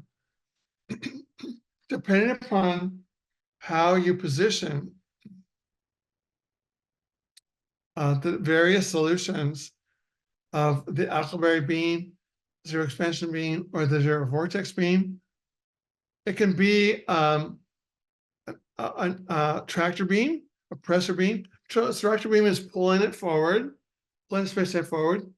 A pressure beam is pushing it away. A stressor beam is just pulling it apart. So depending upon what you want to do with the poor cow, you can position these various solutions to bring this cow in, push him away, or just stress him. And so it's quite an interesting paper here. Changing gears a little bit, what I talked about before is it's really classical solutions. These are quantum solutions now. So quantum solutions are talking about how can we use the quantum effects to make gravity. One way is just transmitting gravitons. So are there quantum solutions that emit gravitons? So Halberton and Laurent in 64 said, yes, there are certain transitions that make gravitons. And if you force those quantum transitions, as is this proposed experimental setup by Fontana, then you can make gravitons. And if you're emitting gravitons, then you're making gravity directly in the quantum state. The other thing that we should fixate on is metamaterials. There are certain metamaterials that warp space-time. And Galaz and Sephardi have been looking at this. And if you look at the cone of space-time, you have to live within, there's only so much coverage you can have, in the X position over T, and that forms the light cone. And what happens with metamaterials is they can warp the light cone. So you can live outside the light cone if you have the right metamaterials. And Sarfati has said, hey, if there's a craft that has metamaterial material on its hull, it could form, it could use metamaterials to form basically a warp drive with gravitational redshift in the front, blue shift in the back. And you are actually creating a warp drive with metamaterials. Also, there's many ideas about how to do teleportation. I'll get into it in a little while, but Eric Davis did a wonderful study in 2004 that delineated the different ways that teleportation may be possible. Vacuummetrics, quantum entanglement, exotic extra dimensions, and the psychic abilities of human beings to be able to do this material differences. So the number one way is vacuummetrics. Hal Puthoff in 2002 published a wonderful study about this. Even back as far as 1990, Scharnhoff did a wonderful study about how to manipulate the vacuummetrics of space-time using the Casimir effect. What is the Casimir effect? Well, it's saying that if you have two parallel plates, there's only so many modes of the vacuum metric of space-time that can be supported between these two plates. And why is that important? It's important because if you can do this in general, you can cause a negative energy effect to happen where not all the resonant modes of the vacuum metrics are supported in space-time. That means there's really, between those two parallel plates and anything else you do like that, there's really negative energy that says we're now not supporting all resonant modes of vacuum energy metrics. The Planckian vibrations that happen when you're within all of the limits of Planckian spacetime. So if you can do that, so Eric Davis said in one of his briefings, and you can see it adopted from Hal Puthoff 2002, in the lower right, a lot of interesting things happen if you're able to leverage this to get below zero vacuum energy. Speed of light increases, effective mass decreases, blue shift increases, etc. Clocks run faster. So you're manipulating space-time when you're able to do this. Another possibility is using quantum entanglement. So quantum entanglement says you can read an original quantum state with an entangled particle. If it's an entangled particle, you can use the other piece of that entangled particle to make a copy. And that's what this diagram on the right is showing. And that's essentially what's going on with a teleportation in like a Star Trek type scenario. So there's a lot of references there. You can see about how this happens or could happen. Another possibility, extra dimensions, so-called hyperspace. If there are extra dimensions, potentially you could enter that extra dimension, as in green, or Randall and Sundstrom. And if there is an extra dimension to access, could you enter that extra dimension, travel, and then exit the inner dimension? So there's a few pictures I have here. Greg Mahalik did one where superluminal space is just a layer of a cake. We have another one from Anami where the extra dimension is an imaginary axis travel. We don't know how to get in or out of these extra dimensions yet, but there are a lot of theories of the universe that include extra dimensions. And if they turn out to be true, we could leverage those extra dimensions for travel. Finally, why do we think any of this stuff would work? Why do we think there is such a thing as teleportation?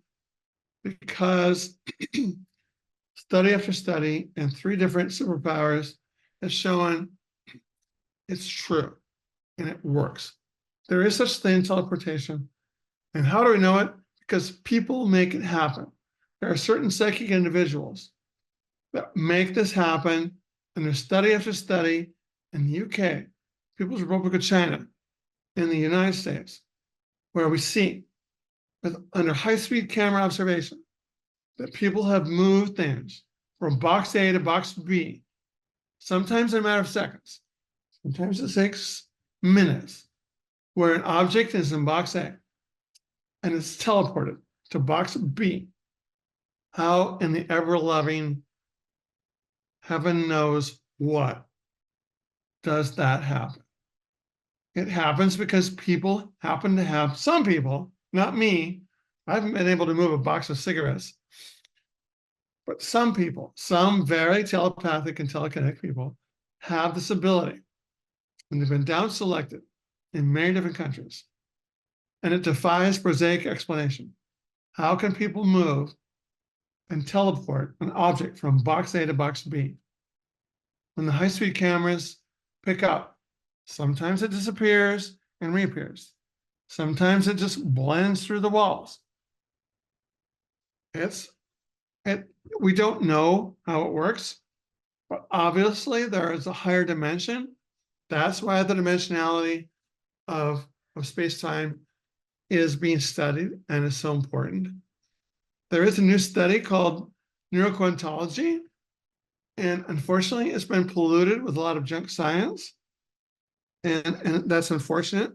I really think that the junk science should be put aside, and we should study this phenomenology for real, because it's obviously happening, and 3 superpowers are taking it seriously. So that means it's a real thing, and we should figure out how to do it from an engineering point of view. Conclusions: there's a lot of classical solutions to moving things around, but when we look at UAPs, it's very much more probable that the quantum approaches are probably more likely. There are signatures associated with all of these variations and solutions to moving objects around, but those solutions and those signatures need to be compared against the signatures we're seeing with UAPs. So my work as a person with the Scientific Coalition of UAPs is to match what are we seeing as signatures from these UAPs, and how do they match up with these possible solutions that have been discovered in humankind with our imagination and our engineering, and how do they match up, or do they match up? And once we match these signatures, we may have a much better idea of how these UAPs are actually working. And so that's the whole motivation of this work. And that's what I'll be presenting to the SCU here in late May. So thank you very much for your attention. Gary, thank you as well. Thank you very, very much. Here, let me stop your screen share. Oh, there you go. Okay, and let me see, Michael, do you have a question?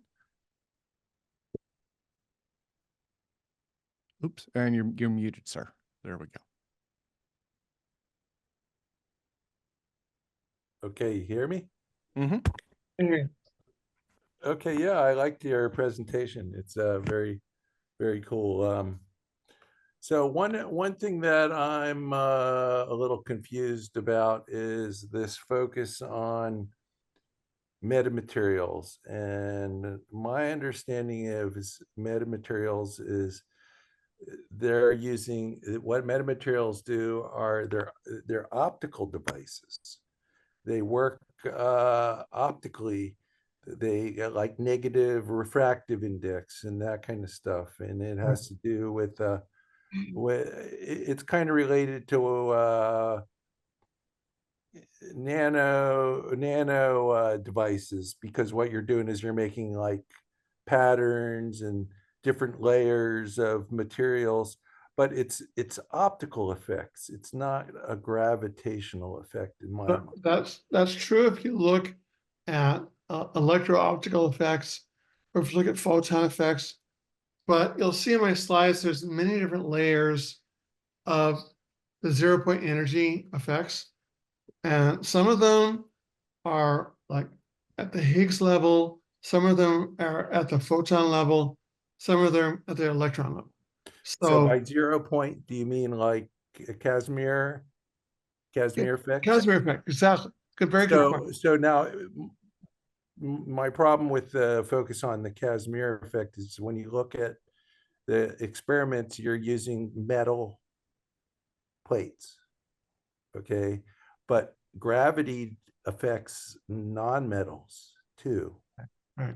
And so in my experiment, if you look at figure 5, you'll see what I have there is I have a written track on the surface of a hard disk where I took the image of the written track and did a magnetic force microscope image of the magnetic domains on the written track.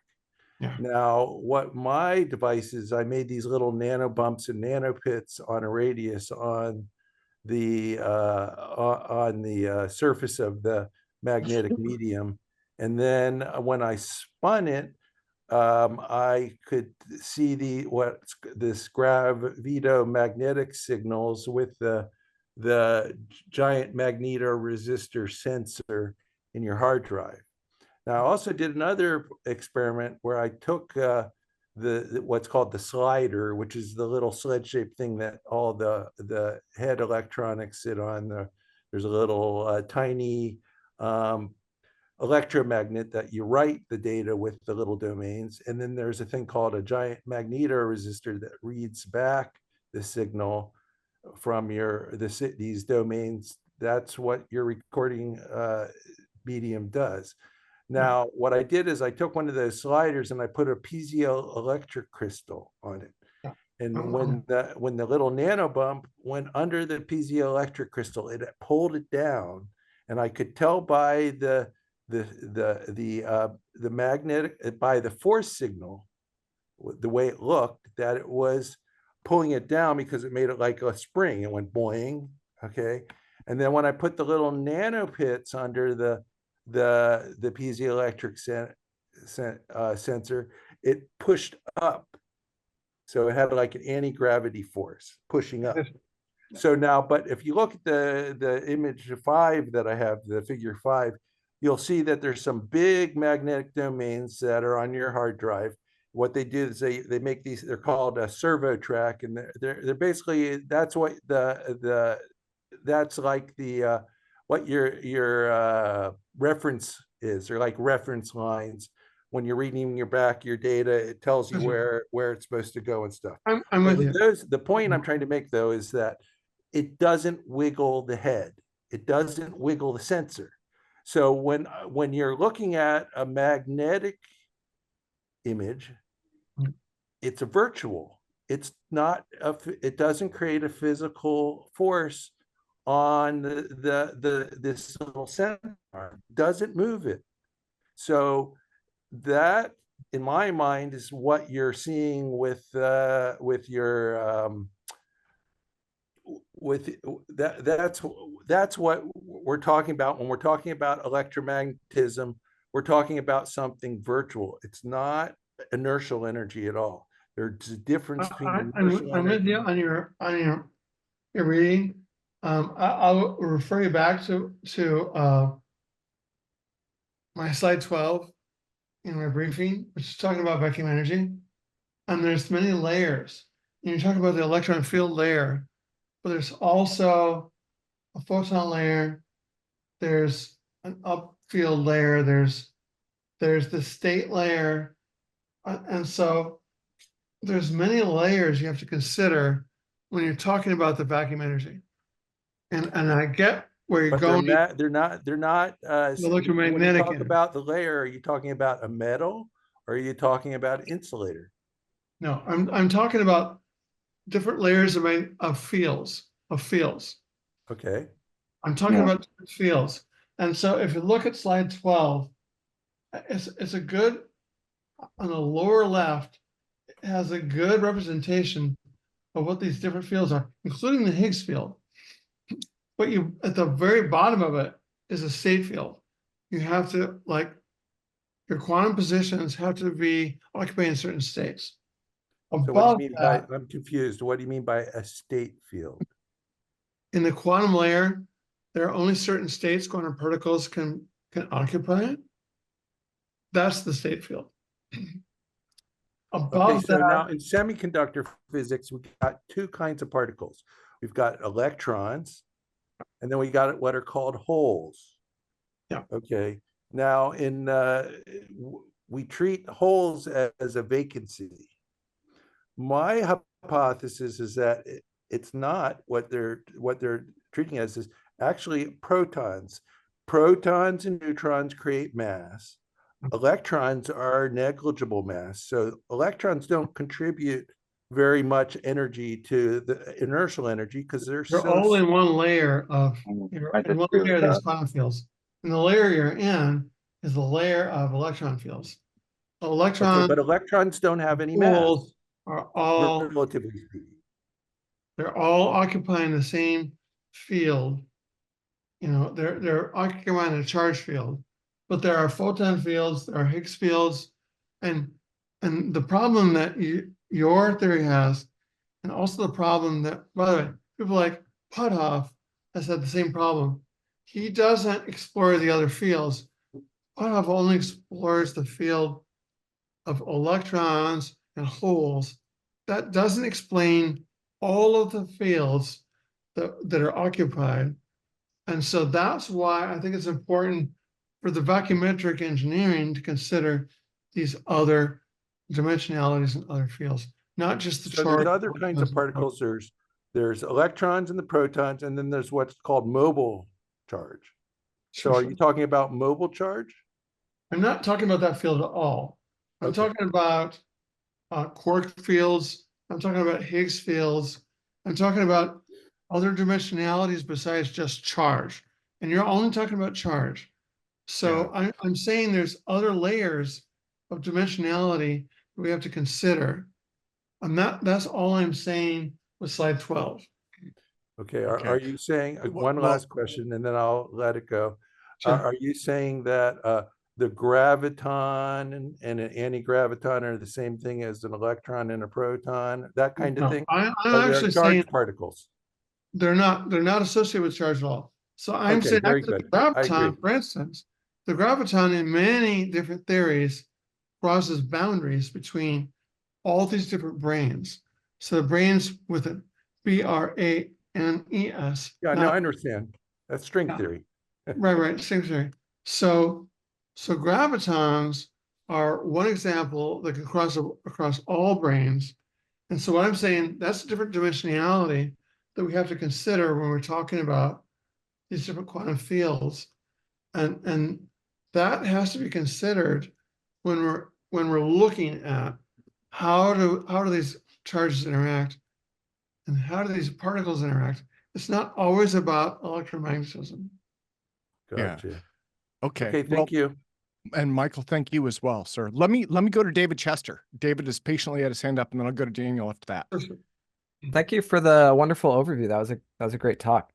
I was just curious about what you meant by gravitational effects when you referred to gravitons, simply because you can study, say, the post-Minkowski expansion and still have gravitons in general relativity as a classical field theory. So I was just curious what quantum effect you're referring to. I think ultimately the classical Einstein's field equations are not going to help us with the quantum mechanical effects of spin 2 transitions. So what do I mean by that? I mean, there's a huge negative factor of charges and energy moving around in space-time when you look at Einstein's field equations. But if you look at just quantum effects and quantum transitions, as I think I pointed out, let me see what slide here.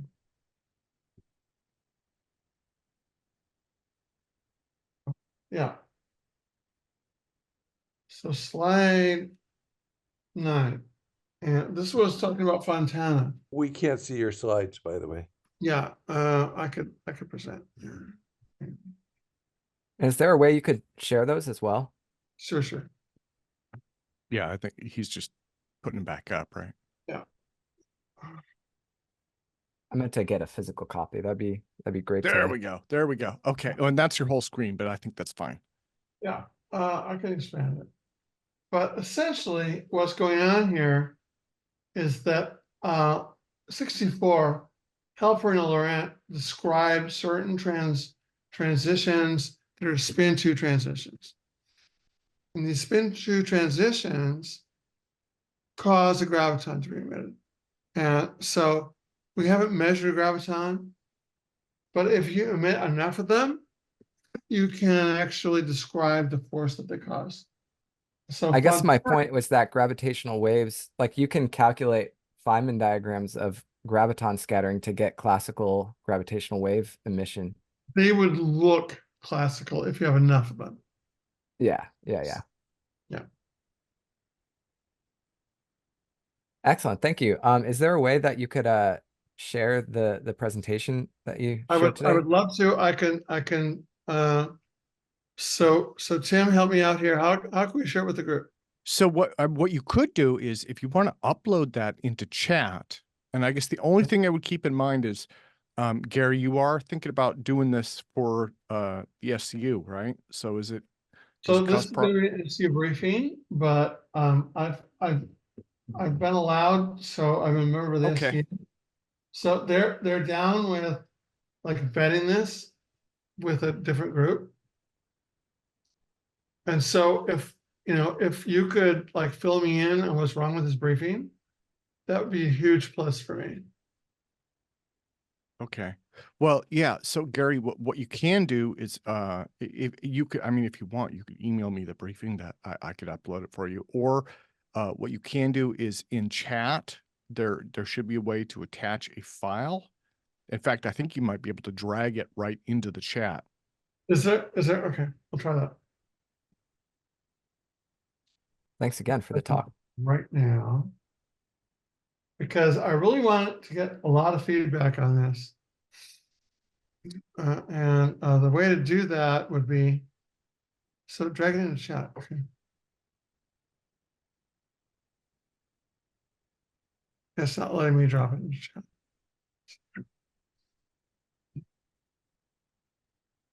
Okay, there's a button on the chat for me that says file, at least when I have the chat in a separate window. Yeah. And then there's an option that says your computer for me at least. Okay. I'll try that. You're saying it is a separate window. I'll pop it out. Yeah, there's a little file. It's down at the very bottom of that little chat window. It's a file. And then it should be your computer. All right.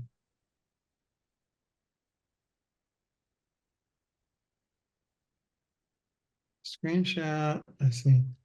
Format, smiley faces. Your computer, okay.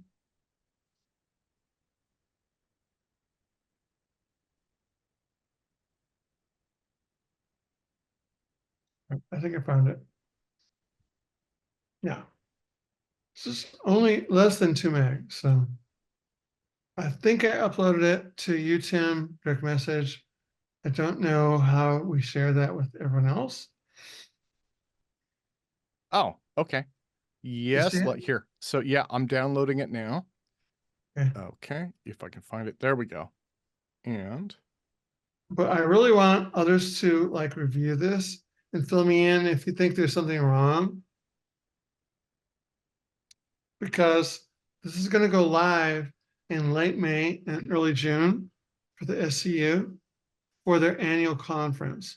So There we if go. I have made any mistakes or I've missed something, this is the overall, from a general relativity point of view, this is the overall categorization that the Scientific Coalition for UAP Studies is using. So if you feel like we've missed something, or there's a category that's not in there, please do let me know. I'll definitely I take a look. got it. You have it? Yes, sir. Yeah. Uploaded It's Okay. I just uploaded it for Awesome. everybody. Thank you, sir. Thank you, sir. Well, and Gary, thank you as well. Thank you so much Yeah. for presenting. Yeah, yeah. Thank Yeah, you and- for entertaining me for 15 minutes. I think Oh, it's absolutely. important Well, for my I did have community. one more. So Daniel had his hand up. So Daniel, why don't you go for it, sir? And then Yeah, so just a couple quick comments. Let's see, what order do I want to do this? So you said you're looking at like a lens through, physics to try to identify if you can see what UAP are displaying match up with any known phenomena. That seems pretty similar to what OSAP has done. So I assume you've looked into the work they did from like I think it's like 2007 up until the ATIP program, right? That's right. Yeah. Okay. Perfect. And then I'm really glad you brought up Fernando Loop because he's done a lot of really good papers on warp drives recently that he's not really given enough clout. Now I noticed in terms of your warp drive papers, you had Loop, Alcubierre, obviously, Notario, Yeah, of course. all of Krasnikov. I have issues with Krasnikov. All of them which they're metrics which rely upon exotic mass or negative mass. I'm not inherently opposed to that. Now my question for you is, are you in the ballpark where we should be focusing on warp drive metrics that get rid of the negative mass and use only positive mass?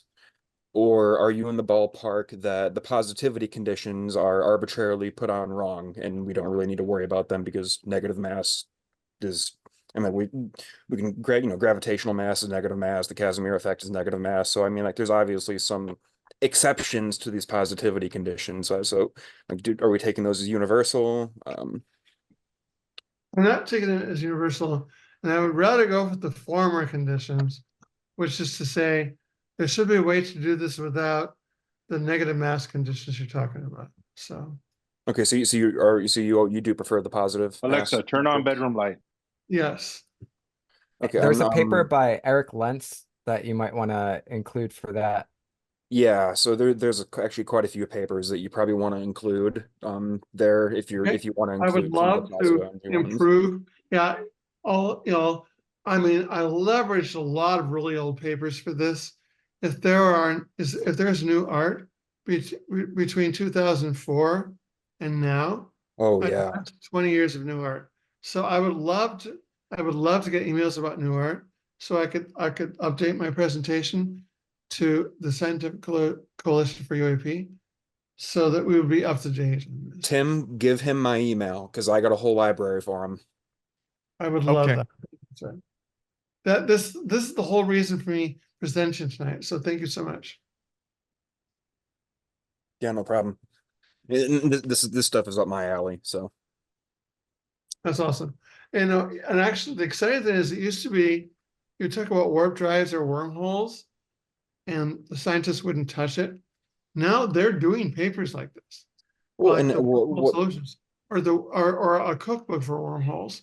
And so I find that super exciting that it's now accepted that yes, we can engineer in space-time. So there's actually a paper from 2021 by Yuri Eroshenko who conjectures that the WD equals EPR conjecture. So not only as wormholes equal entanglement, ER equals EPR. He also extends that to say that any faster than light warp drive is also going to be a semi-classical approximation of some entanglement structure. And so then therefore he then extends that conjecture to another conjecture to say that warp drives are merely non-instantaneous wormholes. Gotcha. Yeah. No, I think that's a fantastic trend now that the scientific community is embracing this. So thank you. Yeah, for that. even Juan Maldacena at Princeton, so he had a traversable wormholes paper. Maybe you could get like half of a hydrogen atom or something in some 5-dimensional theory of gravity. I love that. I love that they're on board now, because before it used to be junk science, and now it's like, oh, we want to be in too. So thank you. Okay, thank you, Tim, for giving the Absolutely. audience here. Absolutely. Sure thing. Anyone who wants to reach out to me, please share. It's like seculine@gmail.com or whatever email you have. Please Okay. share that so I can get these comments and make my briefing even better with these new references, because it's essentially 20 years old. Well, Gary, thank you. Thank you. Thank you. Thank you. And I'm Thank glad you, that we were Tim. able to get some good feedback and discussion as well. For sure. Let me go to Curtis. Gary, I just learned that I could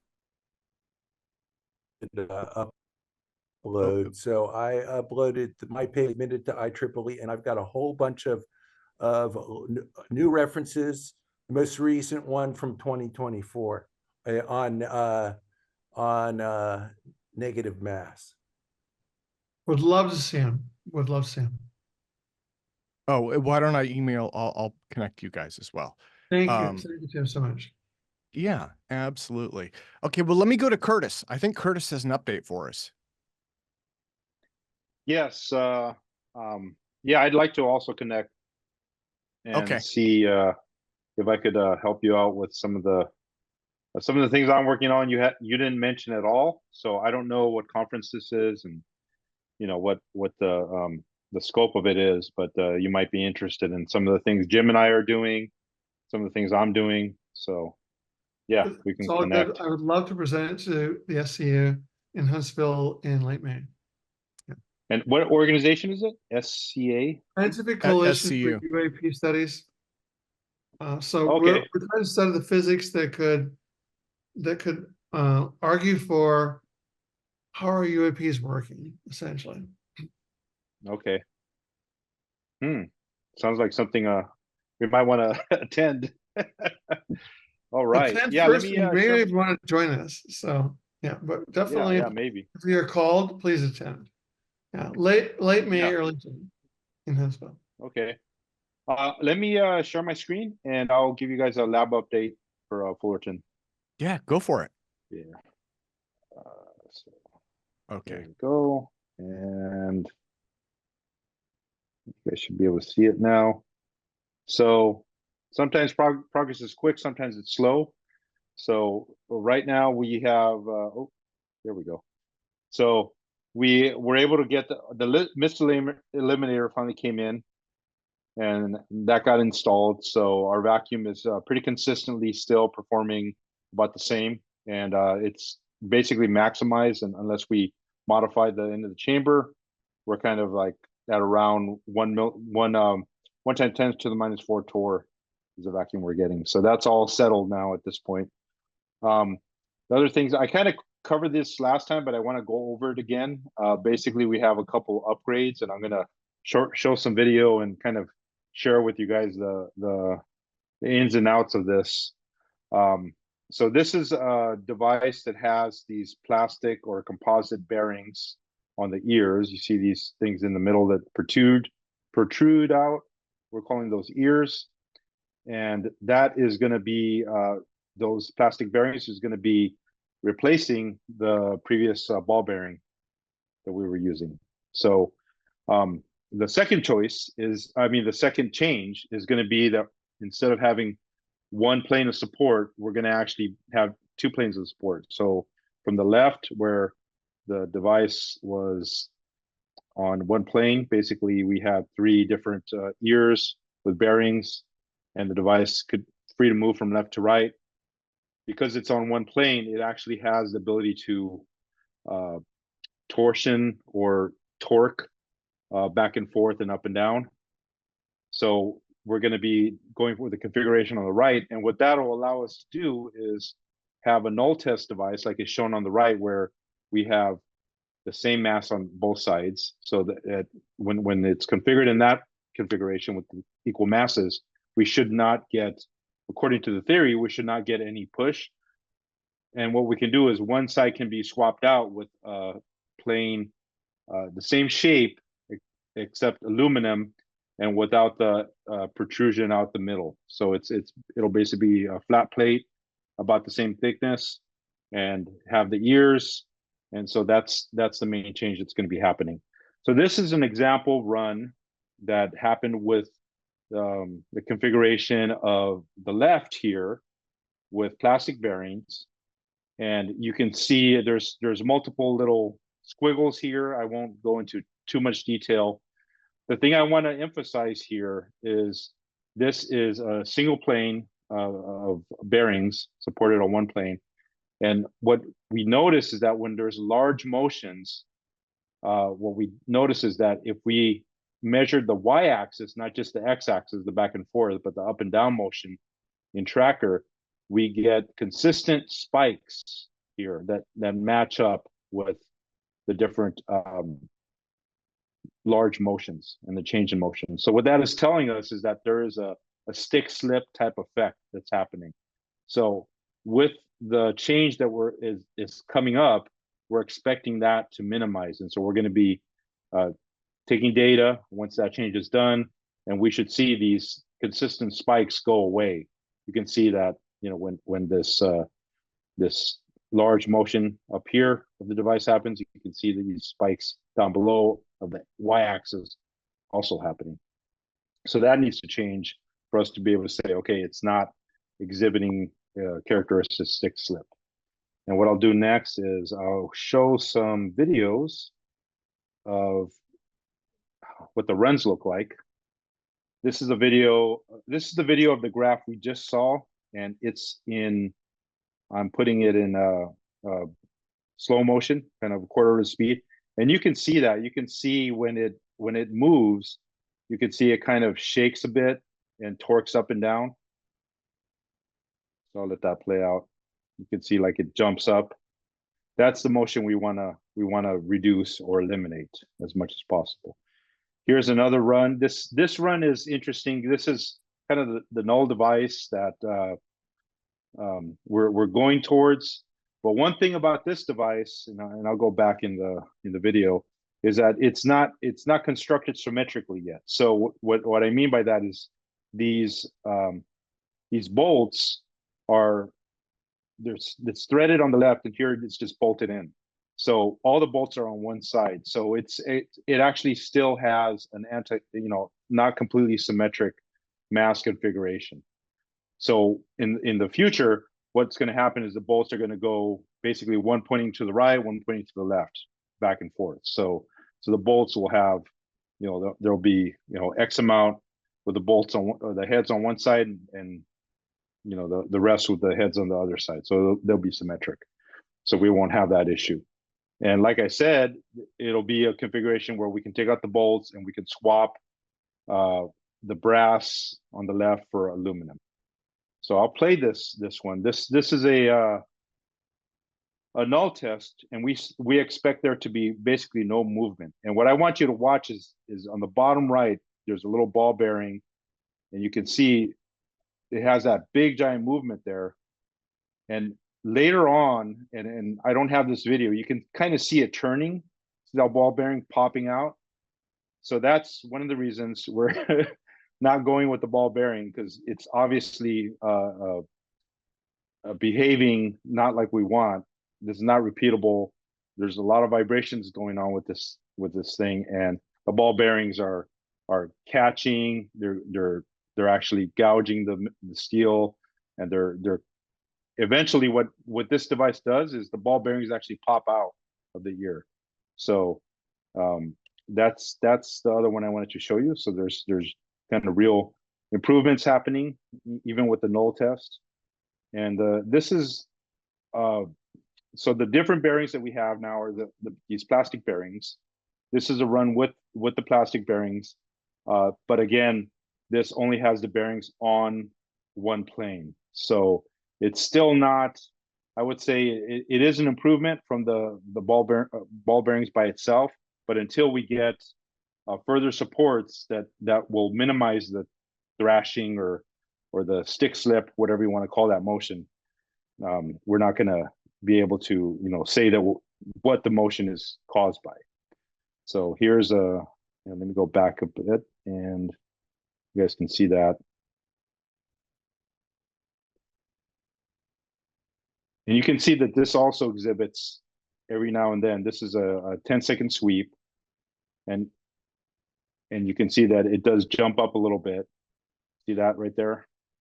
So I believe I have this at normal speed. Yeah, I could slow it down if we want. The good thing about these composite bearings is that the runs are very repeatable, meaning that when we sweep through a frequency, if we put these on top of each other, they more or less look the same. I noticed that with these composite bearings, that the first run usually has a lower amplitude than the subsequent runs, but you can see that they're very, very close, and that's promising. That we're getting something that's repeatable. It might not be telling us what we want to hear, but that's very important that it's repeatable. Now the other thing that's on here is the plastic bearings. These were used just with the steel rods. We didn't put any lubricant. We have a lubricant that we're going to be putting on these that is appropriate for vacuum, and that should help out with the runs. So those are the videos. And the other thing, I just wanted to make some remarks on physics as we talk about this. I did go over, I don't remember how many months ago it was now, maybe 3 months ago. I did go over Carver Mead's presentation, and I hopefully you guys have gone and seen that. But basically, Mach's principle is experimentally verified. This was there's a paper that was done, an experiment that was done back in 1975 with a single crystal neutron interferometer. And what this experiment did is take a beam of neutrons and put them through this single crystal interferometer, and you could measure when there was an interference pattern. And what they would do is they would rotate this crystal basically so that the neutrons, they had to, if they went to the path A, C, D, if it was C was higher than B, they would need to have more energy going up the gravitational well versus A, B, D, where it would go lower. And what they noticed is that when they rotated that, there was an interference pattern. Okay. And so that's expected, more or less. The other experiment they did is they put that same experiment in pointed vertically. And so what that does is, and you can vary that angle, and that angle shown in this graph. And what you do is you look at that over a day, because the Earth is spinning, right? So you kind of already have a built-in with the Earth, a built-in experiment where you can test Mach's principle, right? Spinning Earth, right? The rotating bucket. So they did find that there is an effect of that rotation. So I just want to point out that there's experiments out there that we might not know about, but they tell us deep things about how matter behaves and where the mass comes from, what it is. And so that's about it. That's all I wanted to share today.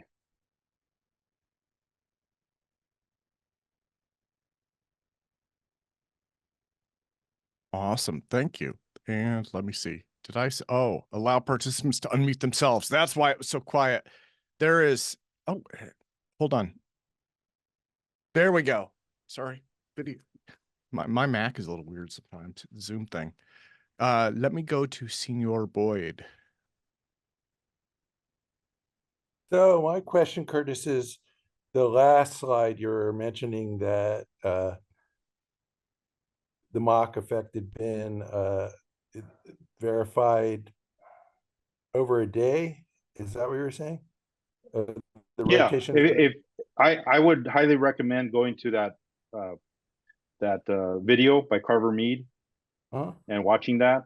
He explains it much better than I do. But So, I had never heard of that experiment, that neutron interferometry experiment, until I saw that presentation. So the question I had about that is it dependent on the time? Does that curve depend on what time of day is this? In other words, what I'm trying to figure out is different in the nighttime than the daytime. And the reason I'm asking is it an effect of the sun? Because it depends on which side of the earth the sun is on. That's the So relationship. I'm let curious. me go back to I'll share the PowerPoint again. And so what this graph is the angle of that experiment versus north and south. So your angle, you're varying that interferometer, either pointing it straight up or toward the North Pole or to the South Pole. So it's not to the rotation of the Earth in respect to the sun, is what I'm hearing. Right. It's not with the sun didn't affect it. It's basically if you're pointing it straight up or toward the North Pole or South Pole, you get a different. Gotcha. That's So what the that reason that I was shows right there. curious is because they've done these experiments where they looked at coronal mass ejection, and they noticed that when there's a CME, that the rate of radioactive decay on the opposite side of the Earth from the sun, in other words, at night, changed a day and a half before the CME occurred.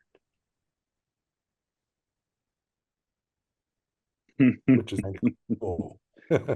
radioactive decay of the radioactive decay rate, and supposedly the decay rate depends on the gravitational field. If it's a positive, the radioactive decay rate of what, and how do they measure it? Oh well, different isotopes. Different isotopes, the radioactive decay rate slowed down a day and a half before the coronal mass ejection occurred. Kind of cool. I'm just trying to see if there's any relationship. Yeah, I couldn't comment without that's interesting. I might have some ideas, but I couldn't comment without knowing more about what they measured and where. But what's interesting about this as well is that there is a difference, I guess, because they probably did this experiment in the northern hemisphere. There's kind of a different magnitude when they went north versus south. You notice that? So I mean, the paper is referenced right there. The name of it is there. Yeah, I see that. And I'll check it out. And also on the previous slide, he has one down here on the bottom. This was 1975, 1975, and this one was in 1979. So go back to the one before that, that one. Oh, back one more time. Not this one, the next one. That one. Okay. That was the same as the previous. This is the actual. The previous is just showing the setup of the experiment and how they, when they rotate it, and this is what the result they got, depending on the angle over a day, over time as they rotated the device. Gotcha. Okay, thank you. Hey, Curtis, that crystal's I have a question. Curtis, what was the impulse that was moving your machine? Was it gravity or was it magnetism? What was the... Are you talking about the Mach effect? I'm talking about what was making your machine slide and compressing the springs and wearing the bearings. That's a good question. Multiple things, likely. One thing that I can say, and Jim's here, by the way, he can comment as well, is that when you get these spikes down here with the on the y-axis, those are likely points where it's pitching and yawing, and like like you would move a refrigerator, right, walking along. But when it's not doing that and it still moves, that's where it's suspected that we could have a Mach effect. I see. Thank you. Hey, Curtis, Yes. that single crystal interferometer, is that actually one crystal shaped like a corkscrew? Yeah, I believe it's machined. It's grown and then machined to be, they make it what it needs to be.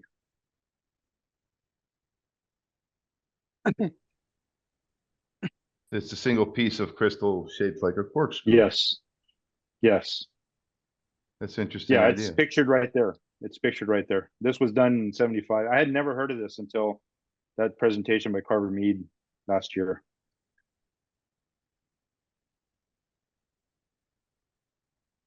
Quartz, I assume. Yeah. I'm not sure. I'm not sure what the crystal is, but that's likely. Something that can block neutrons. Hey, Curtis, what kind of lubricant are you thinking about using for your vacuum system? A Molly. So It's a Molly with with the carbon, I believe, carbon fiber or something. Right. Nano whatever. I was thinking you're gonna. Yeah, Jim and someone else found it. It's good for use in a vacuum. And yeah, that's. Yeah, I would think something like Braco 601 liquid lube, that fluorinated liquid lubricants, or any of the Krytox liquid lubricants. I mean, the stuff is expensive as gold, but you only need a drop of it. Yeah. Yeah, This is the stuff. fortunately these composite. It's graphite and moly. Yeah, graphite and moly. It's And called pro graphite. And the bearings are supposed to self-lubricate. Yeah, Michelle found it.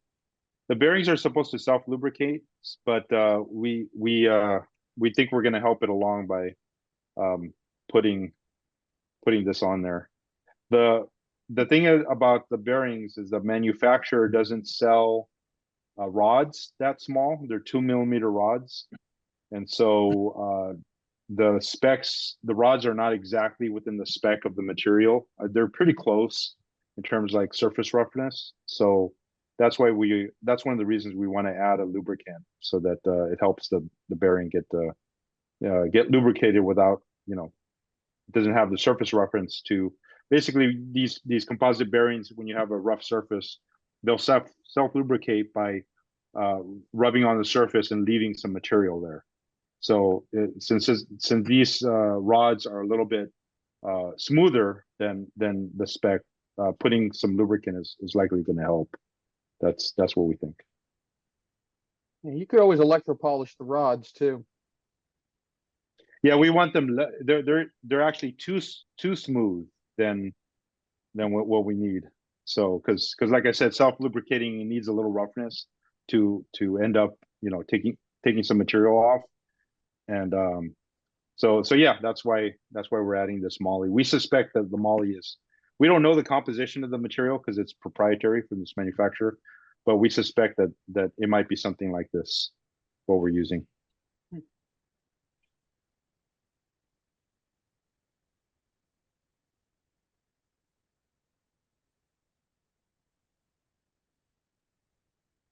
Okay. Well, does anybody else have questions?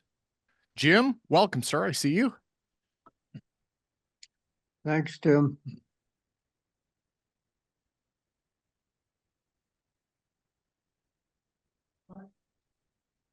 Dead airtime. Uh-oh. Silence. No See, questions. we get kicked off TV for this. Yeah, but you know what? That's Back to the better. commercial. Curtis, I think you and Jim missed our what will we call that? An interlude earlier. I know. I heard it. I didn't see it, but I heard it. I didn't really see it either. I was too busy trying to find the person to. I looked up and I was like, "What is?" Oh, okay. No. So, by the way, who was this? The previous speaker? I'm trying to find his name here. Well, so I don't we know if had he left. Gary. You mean Gary? So Gary was here, and then Norman was Right before speaking. me. Gary Stephenson. Gary, yeah. Curtis, I CC'd you on. Oh, okay. Okay. Yeah, but you guys know Gary. Okay, sounds Gary's been around forever. Jim, you know Gary very well, right? No, what I'm saying is I couldn't find him on the Okay. If he's still here couldn't find him on the Zoom. That's what I was asking. Looks like he might have left. He left. Yeah. Okay. Yeah, it sounded like he might have been struggling with a cold a little bit. His voice sounded a little different. So, yeah. Okay. Yeah, Curtis, I don't know if you know Gary, but Gary Gary has been a tremendous part of this community. He worked with, so I think Gary is probably like what he's done the most with was he worked really closely with Dr. Bob Baker on high frequency gravitational waves for years.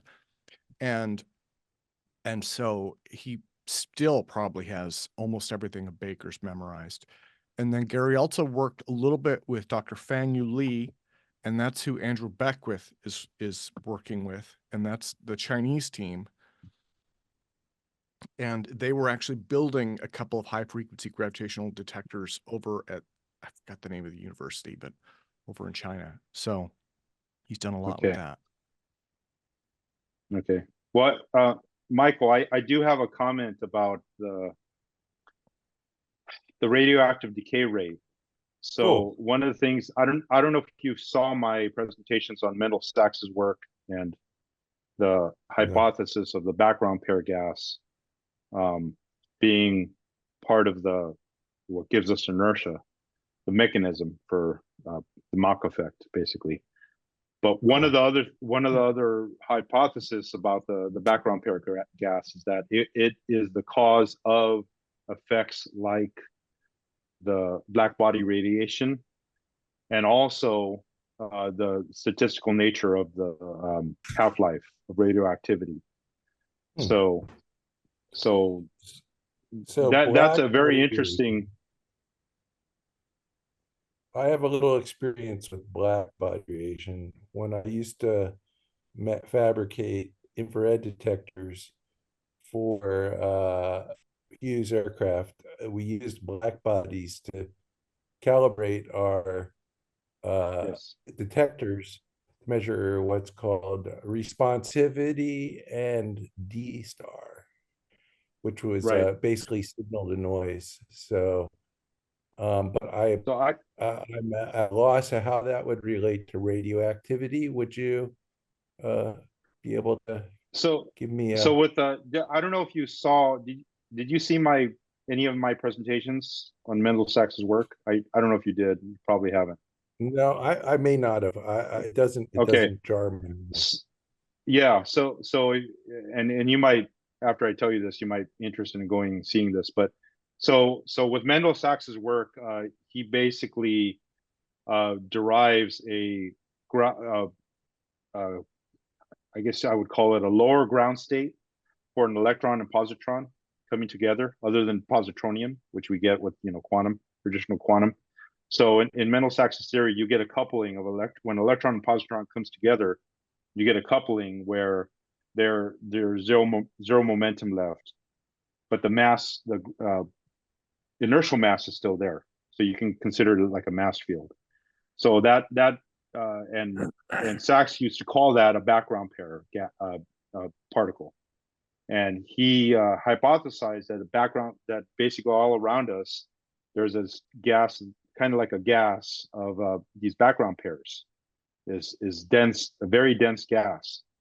And using them, he was able to recreate or recalculate the the curve for the black body radiation.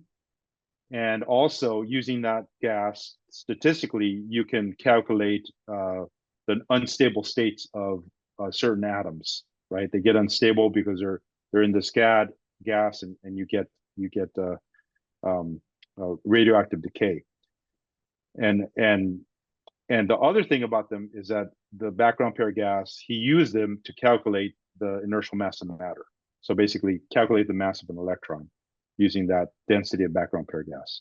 So that kind of ties in all of these concepts. So when we look at, and the reason I kind of got interested in this is with this UAP thing, with the UFO stuff, with the observables, where there's some radioactivity that comes off of it. There's something that looks like it's swimming through a different material than we are. It looks like what could be happening is they found a way to break up the background pairs, which you can actually do with exceeding the Schwinger limit, right? So you can create particles and antiparticles, and basically Mendel Sachs is saying that they're already there. Our theories say that there's a empty vacuum, and energy just is interchangeable. It's a different half dozen one of one six of the other, right? But what's interesting is that with the background pair gas, if you lower that density, that would affect what the black body would look like, right? So if you lower that, it would. That's what's interesting. What I see with these UAP is that it looks like the temperature goes down when this thing energizes, and so that would show up on infrared, wouldn't it? Yeah, that should show up on infrared. So that might explain the effect that we observe in the infrared is what you're suggesting. Yeah. I'm curious, do you remember the date so I could go back to that presentation you did and watch it? Approximately which month it was? I believe it was October the first time. 2023, or 2022. Yes.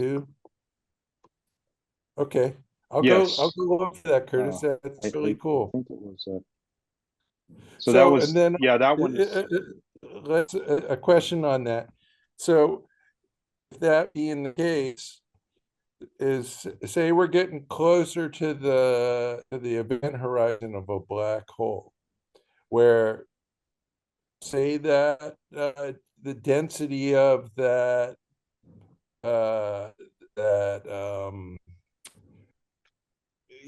those pairs are higher, then would it be hotter? You follow what I'm saying? Or vice versa. Yes, say you're getting out into empty space. For example, more solar system. You get closer to the sun, you would observe this effect, and say you go out to the edge of the Oort cloud, where you would see the lower. You follow what I'm suggesting? Yeah, I think the background. Okay, so the background pair gas itself is likely might be slightly more dense near the sun. I don't really know that would be.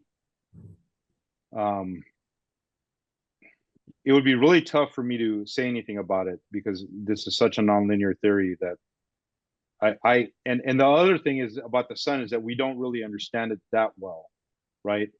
The spectra is not like we expect with the plasma or a gas, and so there's probably more going on. That's why I found that interesting what you said about that, the radioactivity, that there's a difference impacted there. So it could be that in the sun that is something that's happening, is that you might have a higher density of the background pair gas happening, or maybe so when you get a CME, when you get a coronal mass ejection, essentially, so like when you get a solar flare, and it hits the Earth. It takes about 7 minutes to get to the Earth. It's because it's electromagnetism. It's a X-ray or ultraviolet light or whatever.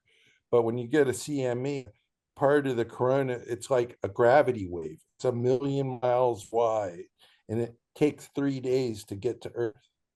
And this effect that they're observing is before it happens. Yeah. Before, What it's it like makes a me pre-signal. what it okay, so let me put it this way. I think this is a good analogy, right? So what happens right before a tidal wave? The water drops. Yeah, you're right. exactly.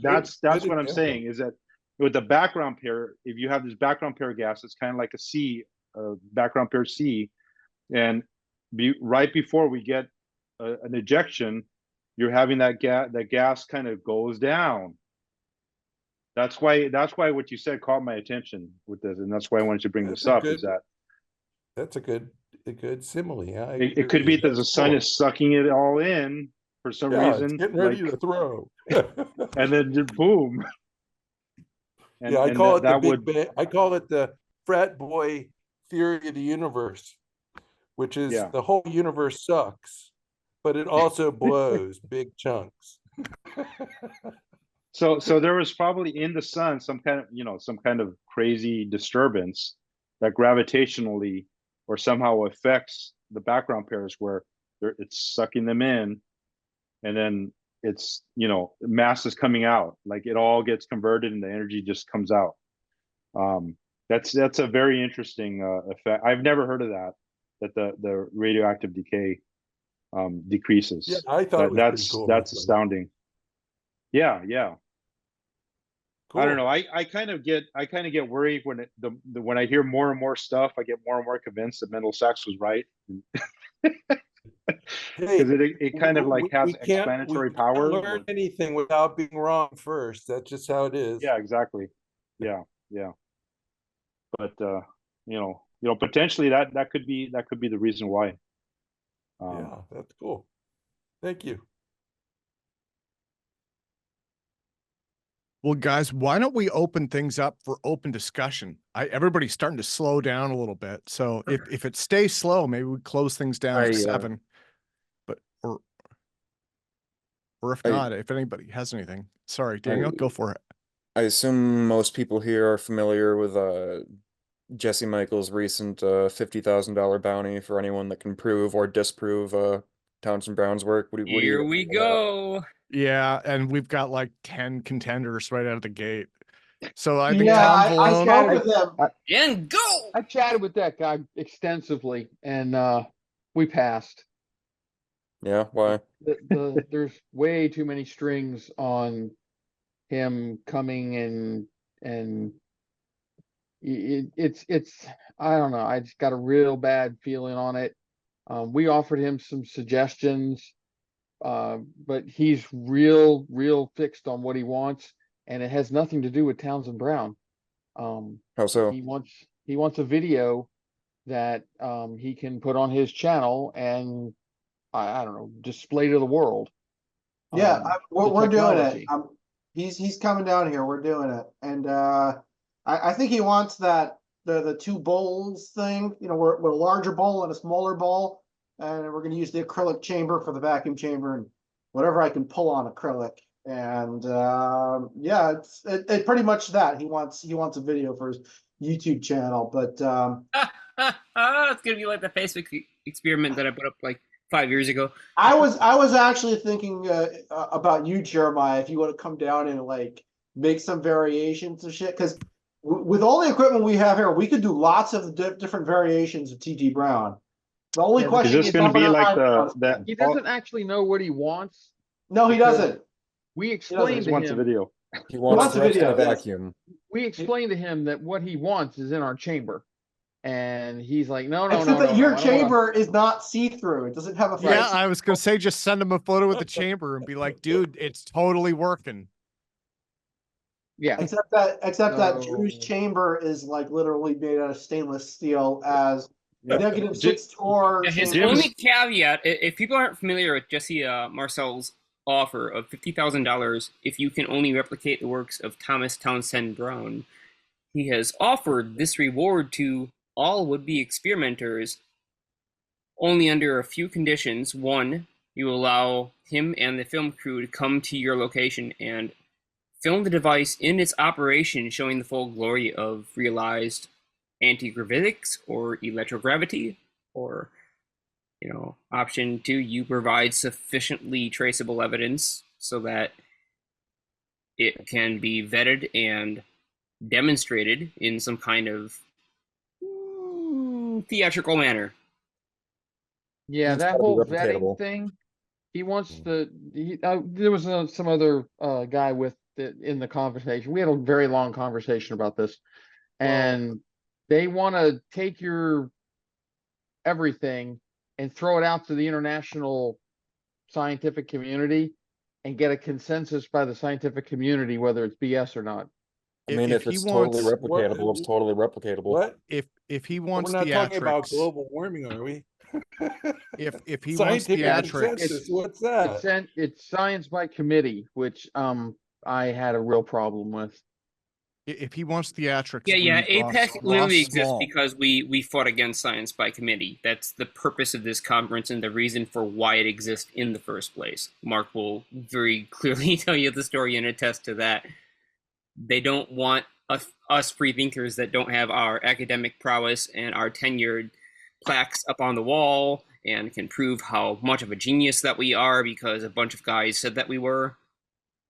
Well, he had several different teams reach out to him. Drew, I imagine you reached out. I reached out. Also, the guy in Washington D.C., Tom Vallone, reached out as well. And he spoke to several different teams. What he really wants is to make a YouTube video out of it. Exactly what he wants. And the problem I had is that he wanted to modify the NDA so that he wasn't held to it. I'm like, what do you mean you want to but no. Also, Drew, what you're doing is like an extension of T.T. Brown's work. What he wants to look at stuff that are more, to the patent, as it's written. So okay. I have all the ability to do it here. I told him come down, and well, he said he'll be here in a month or two. Yeah. Spring or summer. We'll see. Yeah. It was a very interesting conversation. Should he be mentioned I that think we should probably do it. Jesse Michaels is Peter Thiel's finance boy? I don't know what that matters necessarily, but I have a question for Mark Sokol. Go ahead. I got a notice on LinkedIn that you're hiring somebody for your projects. Can you give us some more information on that? You need to be local. I'm not interested in dealing with anyone who wants me to set up their house and That's not what I'm asking. Yeah. If you want to come work here and run experiments, and yeah, we can talk about that. We're located in Hawthorne, New Jersey, though. Really been looking for somebody local to help out here. We have a large facility, and there's a lot to get done, and I only have 24 hours in a day.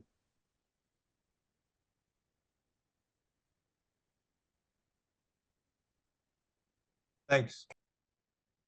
Robert, where are you located? Manhattan. Oh, so that is local. Okay. All right. Thanks for the information. Okay.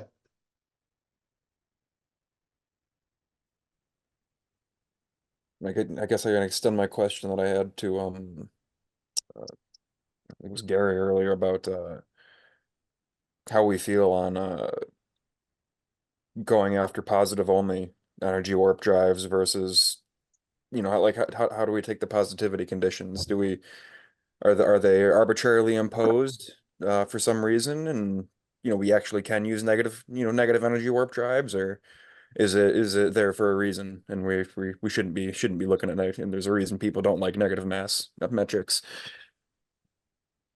Do you have any candidates for sources of negative energy? Like where would we get it, Yeah, no, I agree. It's a good that's question. a general.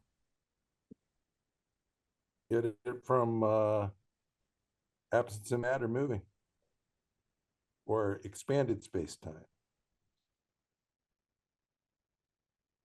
Well, Or people consider what like gravity gravitational potential energy to put be off negative. Not of it doesn't actually work. That actually, no, that analogy doesn't work.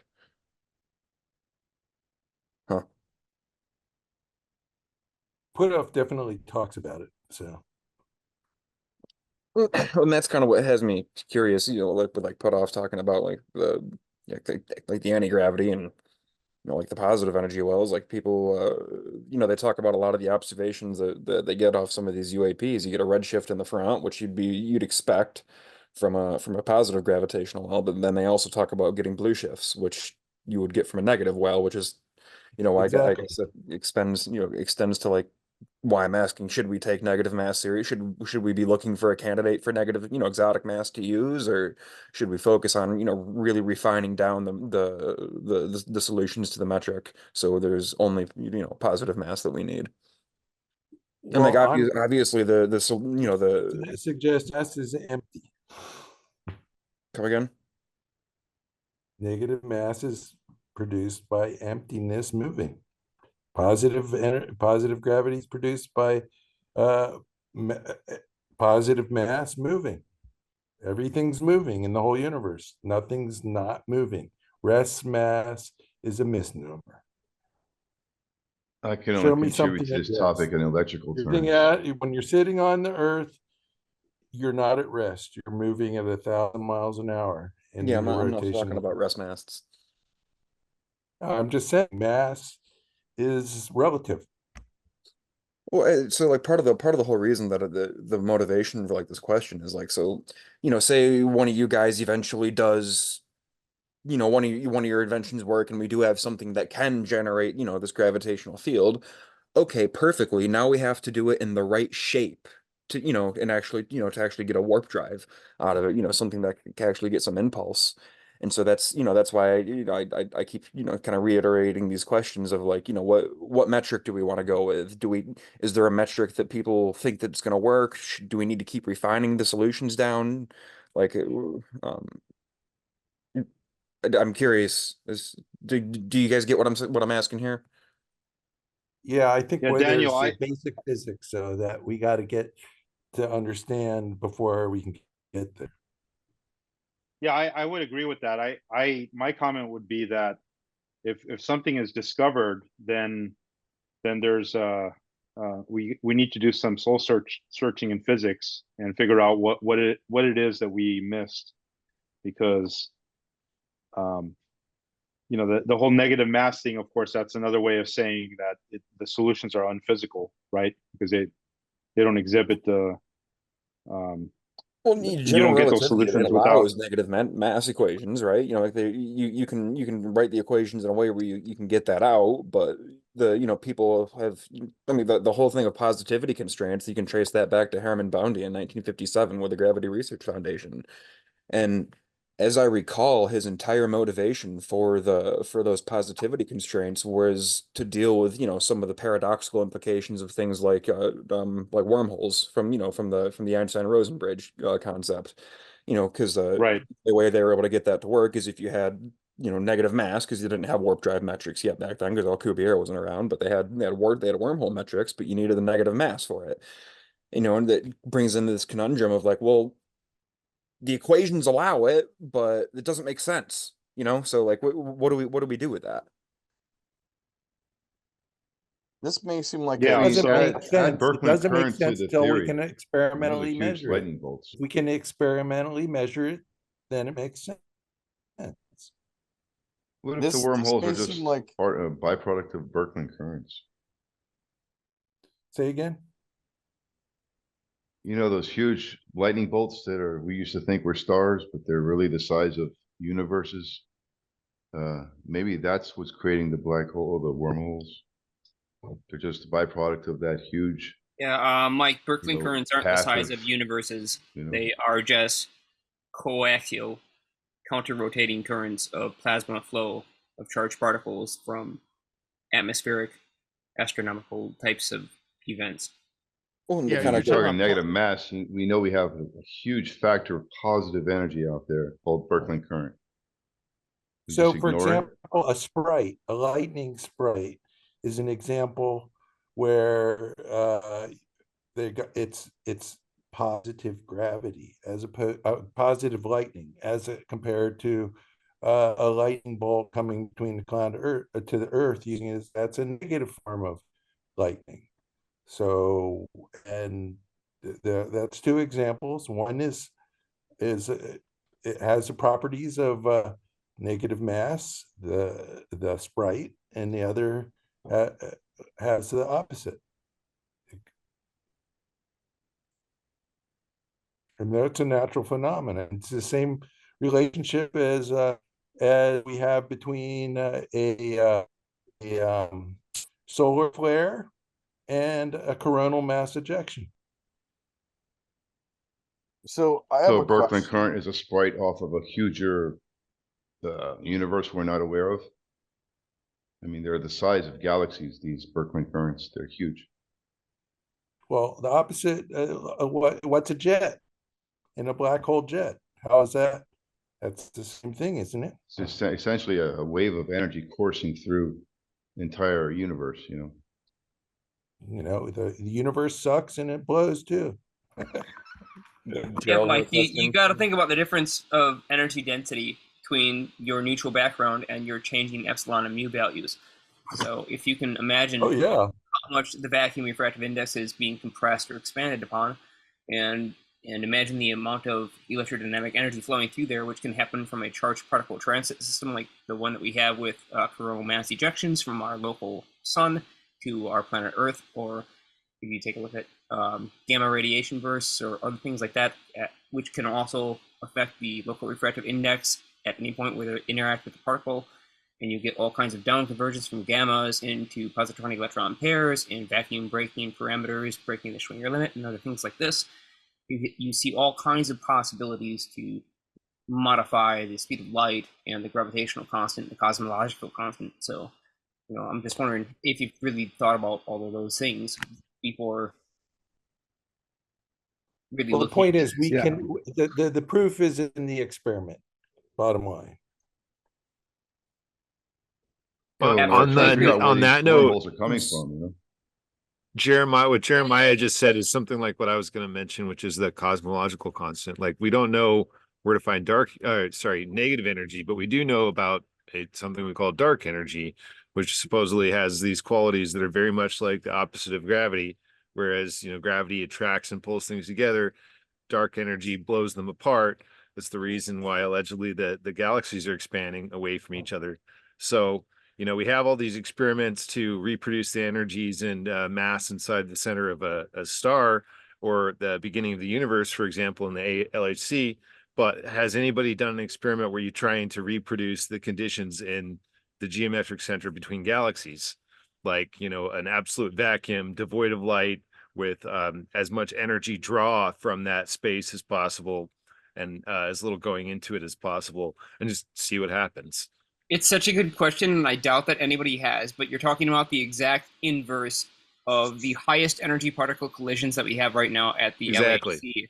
Right, you're talking about an area of space-time which is extremely devoid, positive stripped away energy. of every LHC photon, every fluctuation, every atom, every possible source and see of if there's still a perturbation thing whatsoever, and it's still going to be there. Yep, absolutely. We'll still have out. quantum fields, but you'll have quantum fields. Maybe you draw up the hill, the energy hill. What, the dark energy is still going to be there?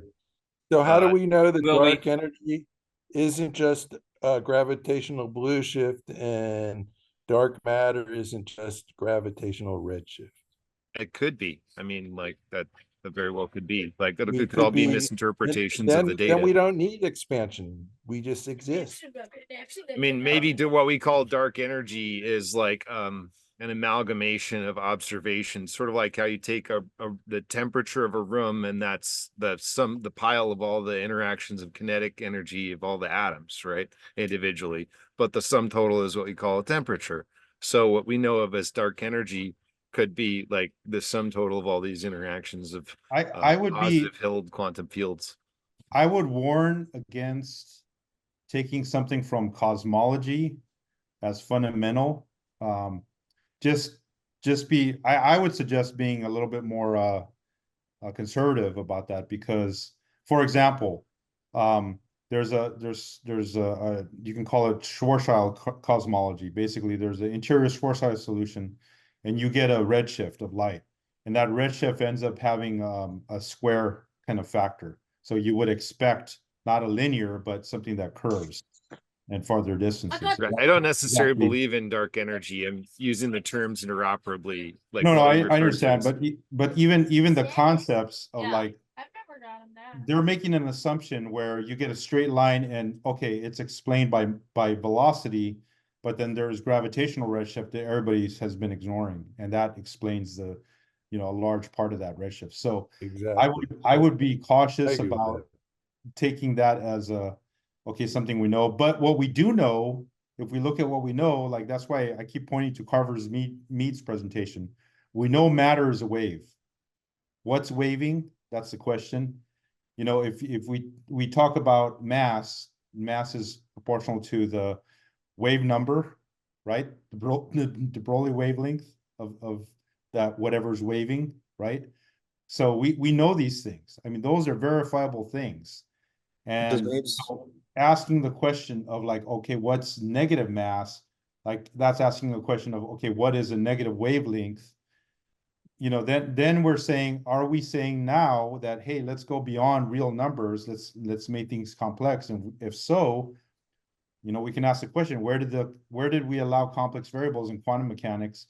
Why is that there all of a sudden? And then, okay, in Mendel-Sachs's theory, he's throwing in quaternions, right? Making it even weirder. So maybe that is the answer, is that we need to kind of let go of our kind of, mundane assumptions about space and time and just go with the physics we know. That's the take.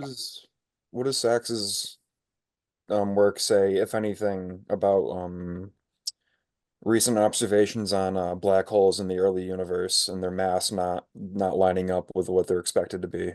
They're finding out that a lot of early black holes are having a lot higher mass than the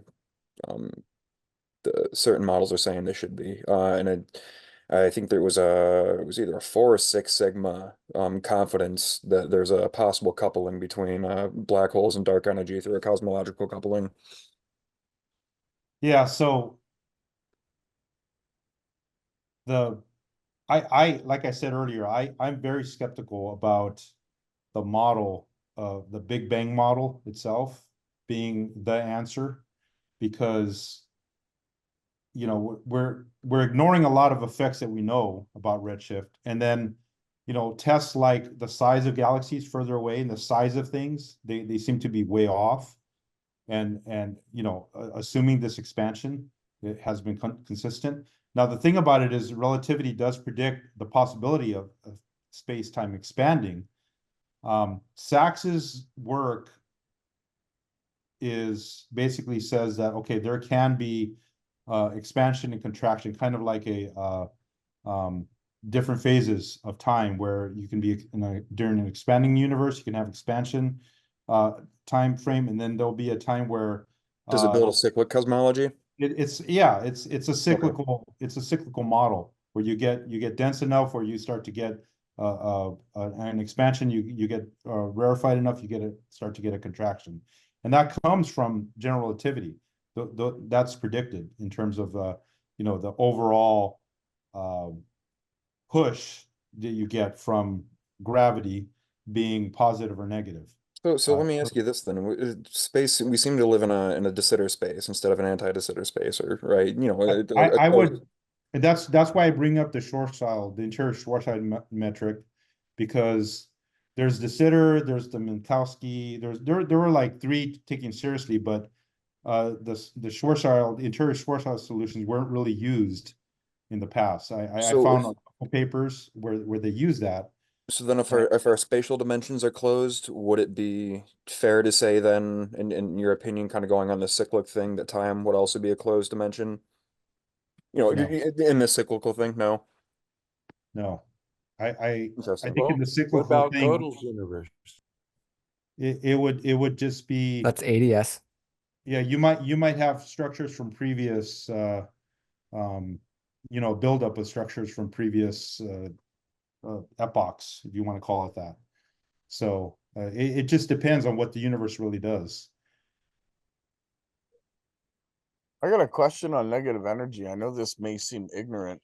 When it comes to electromagnetics, if you could capture the back EMF, would that be considered negative energy?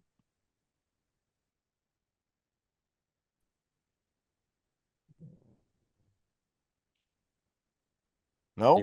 I think Yeah, it's the it's a same as electromagnetism. I think When it comes to gravity- electromagnetism, yeah, if you were to be able to capture the back EMF that comes off of, say, a coil, a cylindrical coil, would that not be considered negative energy? I know that's an ignorant question. It's just electrical energy, maybe negative electrical energy. I mean, you might be It's the thinking of it in repulsive terms of force. like, okay, you set a zero and it's positive and negative, but it depends on your arbitrary label on it. But in terms of negative energy itself, or energy, right? Energy related to mass moving, you can have very low energy levels. You still have mass. You can like lower the motion where you're getting close to zero. The question becomes, what does that mean for inertial? What does negative energy mean for inertial mass? Like, how can So behind the mass that's moving, isn't that a negative energy? Kind of like in front of the mass moving, there's positive, energy. Sort of like Albert Curie's warp drive. It's got both negative and positive energy. Well, yeah, that's what makes it work, right? Is that Yeah, but why doesn't that work with regular matter? Why does it have to be something special? We just can't see it because it's really small when it's not moving really fast. It's there, you just can't see it. I think this comes down to the question of negative energy relative versus negative energy absolute. If you have something that's cold in a room that's evenly thermodynamically distributed with atmospheric gases, and the only object in that room that's different in temperature from its surroundings and the rest of the gas in the room happens to be some higher temperature, it's going to be a positive energy state by comparison to its surrounding environment, and vice versa. If it's colder, it'll be in a negative energy state compared to its surrounding environment, which means it'll either steal kinetic energy from the particles that come in contact with it or through field forces, or it'll provide energy to them through photon emission and other mechanisms. So we have super long wavelength emission to detect the temperature of surfaces of various metals. Exactly, and you still have quantum fluctuations at 0 Kelvin, but if you have the Casimir plates, then it removes some of those quantum fluctuations. So in some senses, what's going on in the Casimir plates effectively looks like negative energy, but maybe it's just less positive energy. Right, exactly. And there, you said it. You've got the perfect word set. Less positive energy is basically to us in the pool of positive but equally distributed energy. Any area where it's less appears to be negative energy. So we might as well treat it in the same way that Lentz did. And I wasn't trying to get too hung up on like what negative energy is. I was more asking, is it required? It's not the lesser potential. It is not the lesser potential. So Eric Davis did, in my opinion, it's not the lesser potential. Eric Davis did a study on warp drives, and one of the ways that he wanted to get the negative energy for the LQB drive was essentially by spinning the warp field. And I'm not expressing that well. This was many, many years ago, but his idea was basically centrifugal force, I guess, on the field itself, something like that. David will probably call me out for incredibly poor physics. I don't remember the paper very well, but find the paper. Get him on. Get him on. You made me think of that Star Wars quote, spinning. That's a good trick. Well, I mean, the idea was you have to get negative energy, right? And his idea was spin the field and and that creates the negative energy. So Yeah. I thought I would put that out there. I read this Makes again. sense. This was 2006, 2005, something like that. So Yeah. Yeah. So going back to Carver, so Carver Mead, you know, the presentation, he's like, hey, matter's waves. Okay. And so we think of waves, what's waving? You're waving on something, something's waving. And you know, that inertial mass, that wavelength is going to depend on multiple things. One of the things is the depth that it is, right? Whatever that wave is of that field, how deep is it? How, you know, how far down does it go? If you lower that depth, all of a sudden your wavelength is going to be different. It's going to be affected by that, right? And how fast you can move. So that's what that's what we got to figure out is what matter really is, what is waving. That's to me, that's the deep question. Well, matter looks pretty solid from our point of view, but when you get close enough, it's all moving. Yeah, it's all waves. And so I think that whole, you know, we talk about particles, we have quantization because waves are more when they fundamental. interact, they're one-to-one, right? There's like a fundamental of interaction where waves interact in a way where you get one-to-one. A way I've liked to word it to people before is you can almost think of as particles as an interaction between waves. Yeah. Yeah. So the quantum is actually not the particle being quantum, it's the interaction between the waves is quantized. That's what it really is. And actually that's what Sachs calls it, a fundamental of interaction. Because he was trying to not say quantum, but that's what really quantum is. And so matter's waves, you know, there's not point particles, there's no infinities anywhere. Now if you get high energies, you close in on it, you know, the wave will, you know, rise up, right? It'll go to a certain extent. Yeah. Does anyone know if there's been any more updates on that vacuum bifringence testing that was supposed to be happening soon? Has that happened yet, or I haven't heard anything. no? I'm sure that it's going to take them time to publish results, a few months at least. So certain systems can achieve negative thermodynamic temperature. So that means we've done experiments where you get below 0 Kelvin. Is that what you're? People have said too that what gravitational potential energy is a form of negative energy, which I'm still grappling with that one a little bit. But maybe one of you guys could. Is that a misnomer that I've heard before? Or? No, I have to agree with that. The gravitational field, in terms of its strength, seems to be nothing but a gradient in the stress energy density and momentum stored in any given local coordinate vector of spacetime. So we could use Cartesian coordinate space, or we could use any different number of coordinate systems to try and map out what the stress energy density momentum is at those given points. But we know that when we say, for example, cross two electric fields that are propagating in opposite directions and occupying the same exact space for some period of time in the area where they are changing, it's been to a couple per meter.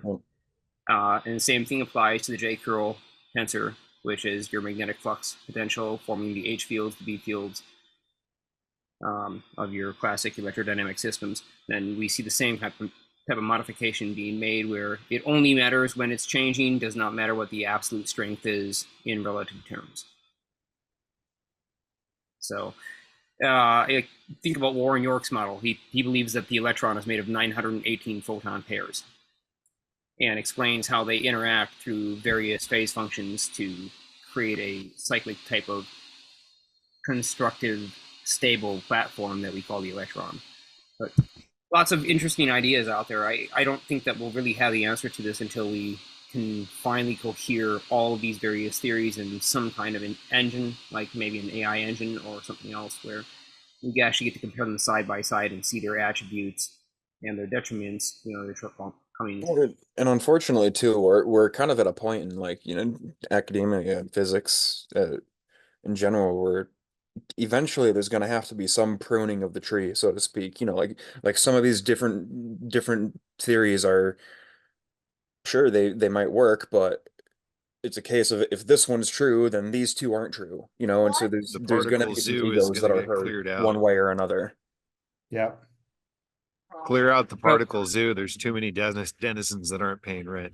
Think about it this way: if you've got a tree that quantum fields, if you've got a tree that should bear fruit, and your tree is not bearing fruit, and this year it's the first year in 3, perhaps, that you finally got some fruits on your tree. Say it's a pear tree, you only got a few pears, and they ain't that great. You know, they came in a little late, got too cold before they had a chance to really grow. Whatever, you lose your few pears. How do you actually proliferate that? Do you do it by trimming off the weak pears that never really had a chance, or what? Or do you do it by trimming off dead extra branches which were never producing fruit in the first place and are never going to produce it in the future? Well, and we've got a lot of dead branches here in this community too. I mean, that's an unfortunate thing, but like we were tied to old ideas and old concepts, especially in the mainstream physics models, and they hold us back. Psychologically speaking, they keep us in a mind state of consideration where we believe certain things are or are not possible based on what we've been told the functions of the vacuum space behind electromagnetic fields will do when I given agree. input. So we need to restructure our model, and Todd has a model, and many others have a model too. You know, he just chimed in, Hugh. I mean, Gerald's doing work with this kind of stuff, and Charlie and Jared are trying to actually figure this out on a working platform, and Mark is trying to modulate the background field in order to physically change the fine structure in these materials and make them lose weight. So, like, we've got a lot of great experimenters here, man. Even Perez compressing space-time and using laser interferometry to do testing on that, and Scheuer himself. How can you beat that? And a lot of it too is like it's hard to get people on the same page, and I've noticed actually this is where a lot of the bickering in this forum comes from. Is like, what's one example I can use? Like someone will say, you know, I guess 2 easy words would be quantum and dimensions. You know, people will start to, well, hey, we all know, you know, quantum mechanics this or quantum mechanics that. Well, they don't get more specific than that, and you really kind of need to, because quantum mechanics is a framework. Alternatively, if we're talking about dimensions, you know, what one person might be talking about, you know, Cartesian XYZT, another person could be talking about polar coordinate dimensions, and then the third person could be talking about dimensionalities in Hilbert space. And so, you know, all of a sudden you're talking through each other, and we wonder why people don't get anywhere. Yes, Is it Markovian? Yes, you're talking about the Babel. That's where, by show of hands, how many different descriptions of the word scalar are there?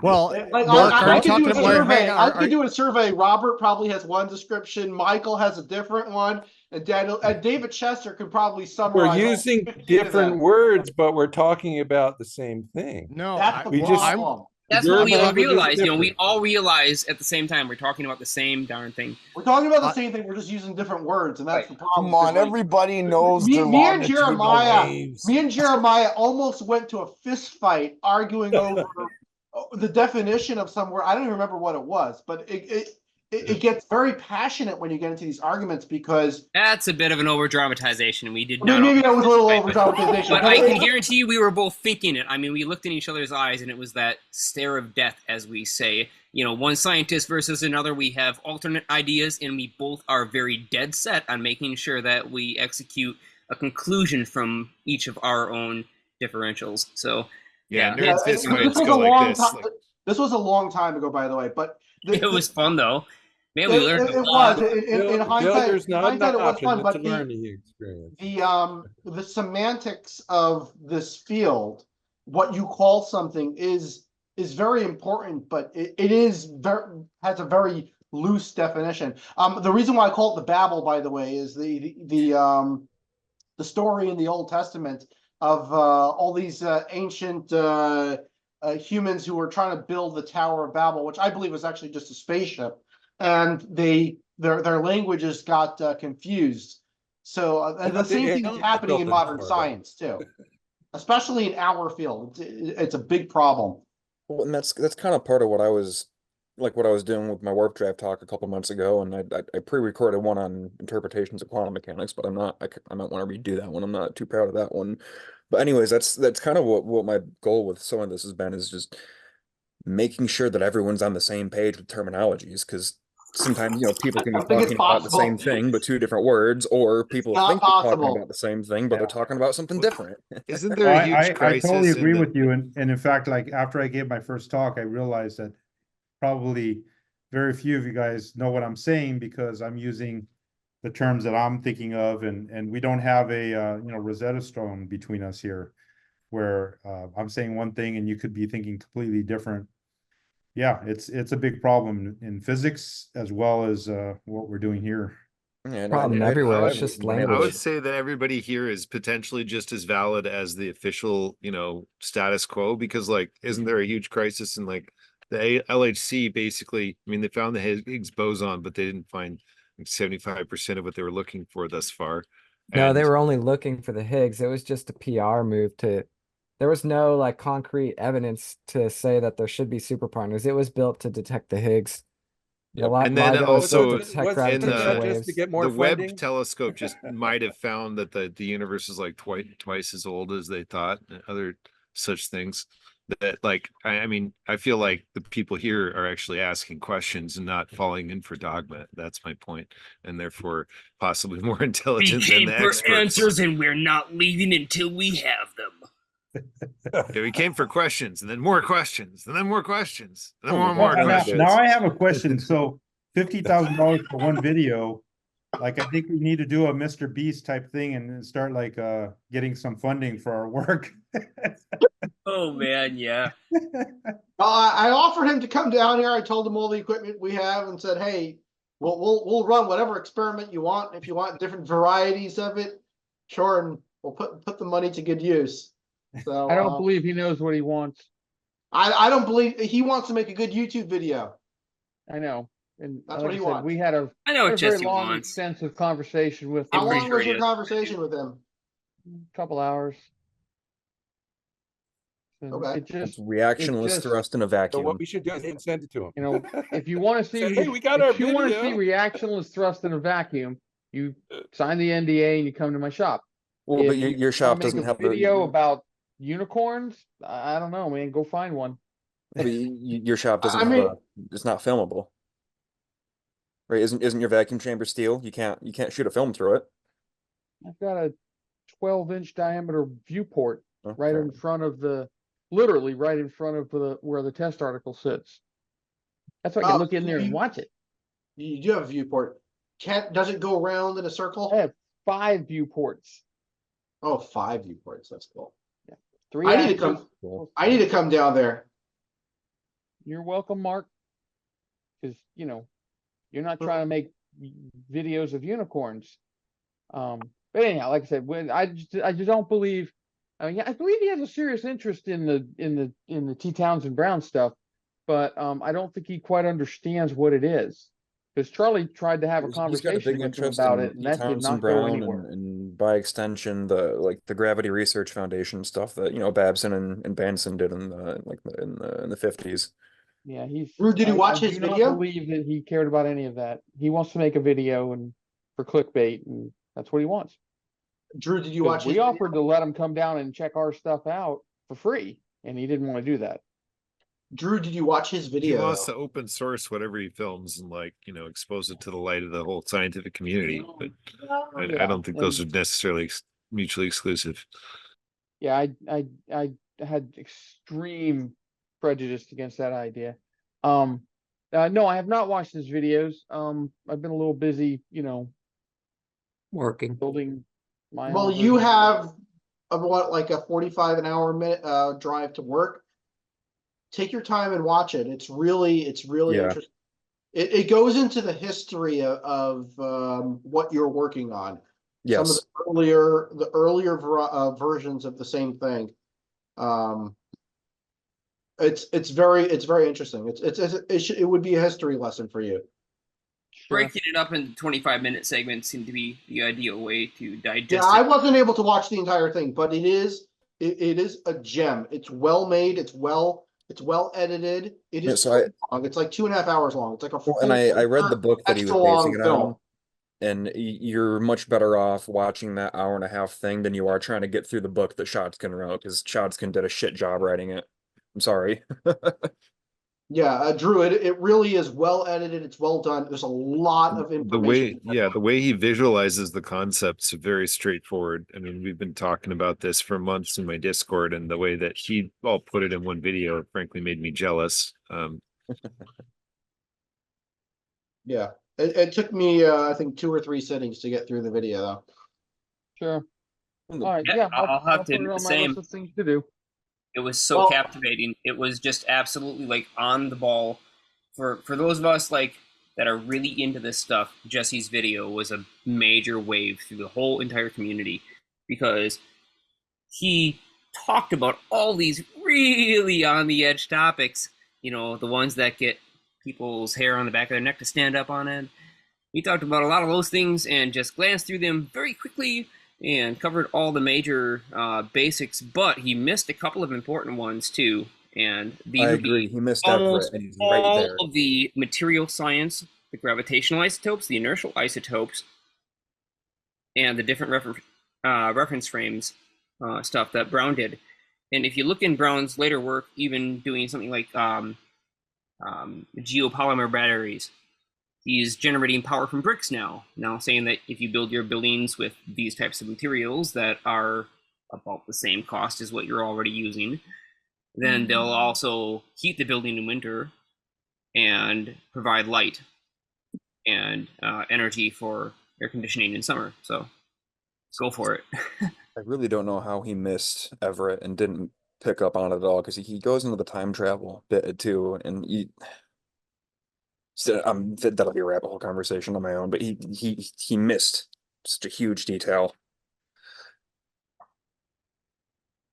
Okay. And there was a lot more than that, you know, this and stuff that I know that like we're kind of almost, it's funny, we're criticizing his video because it was the only thing that we've ever gotten that actually covered all these topics, and somebody finally did it, and it was him. And so as we criticize like this piece, this grasp out there into the public genre with a big channel that has done this thing, it is hilarious to watch how much it stirs us as a community because this whole thing is happening now. I find it quite interesting, intellectually speaking, to watch the flow of how all of us researchers that have dedicated ourselves and given up so much to pursue this research have been receiving text after text and email after email about this new video and about this challenge and about trying to, you know, reinvigorate this concept. So I guess I'd give my own challenge. That is, if you want to understand T.T. Brown, first piece of advice, understand inertial versus gravitational isotopes. Get that part down and study LaForge. Jean-Louis Nardin, I think is how you say his name. Oh, I thought you meant Geordie LaForge. Sorry. JLN. I sometimes, you know, in my mind, they are connected. So between JLN's website, Lifters, and all the other work that has been done by researchers around the world, like Tim Ventura, myself, and many, many, many others, some of which are on here today, like we've seen a lot of these effects take place. And I think some of the more interesting ones have been ignored, primarily because it's too complicated to explain the reason for rapid accelerations using atmospheric gases as a catalyst counterpoise. And, you know, it's all got to be this perfect, sterile vacuum environment, but realistically, if you produce a field, it's going to move. So what we really need to do is react against the field that we produce and actually gain some kind of an ability to bounce that field back against itself and create a phase coherence in that wave function so that we can extract the electric and magnetic field from it, the electromotive force, if you will, in the direction vectored based on our coil orientation, our magnetic field orientation, our electric field orientation, and even something like the lattice structure of our materials that we're using to support this physical craft body.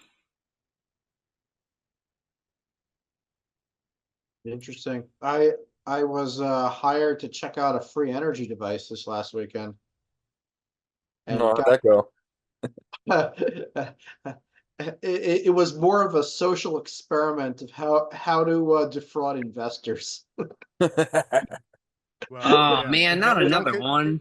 They had they had some coils with that were like heavily corroded, and they claimed that there was magic gel that was creating some free energy and blah blah blah bullshit.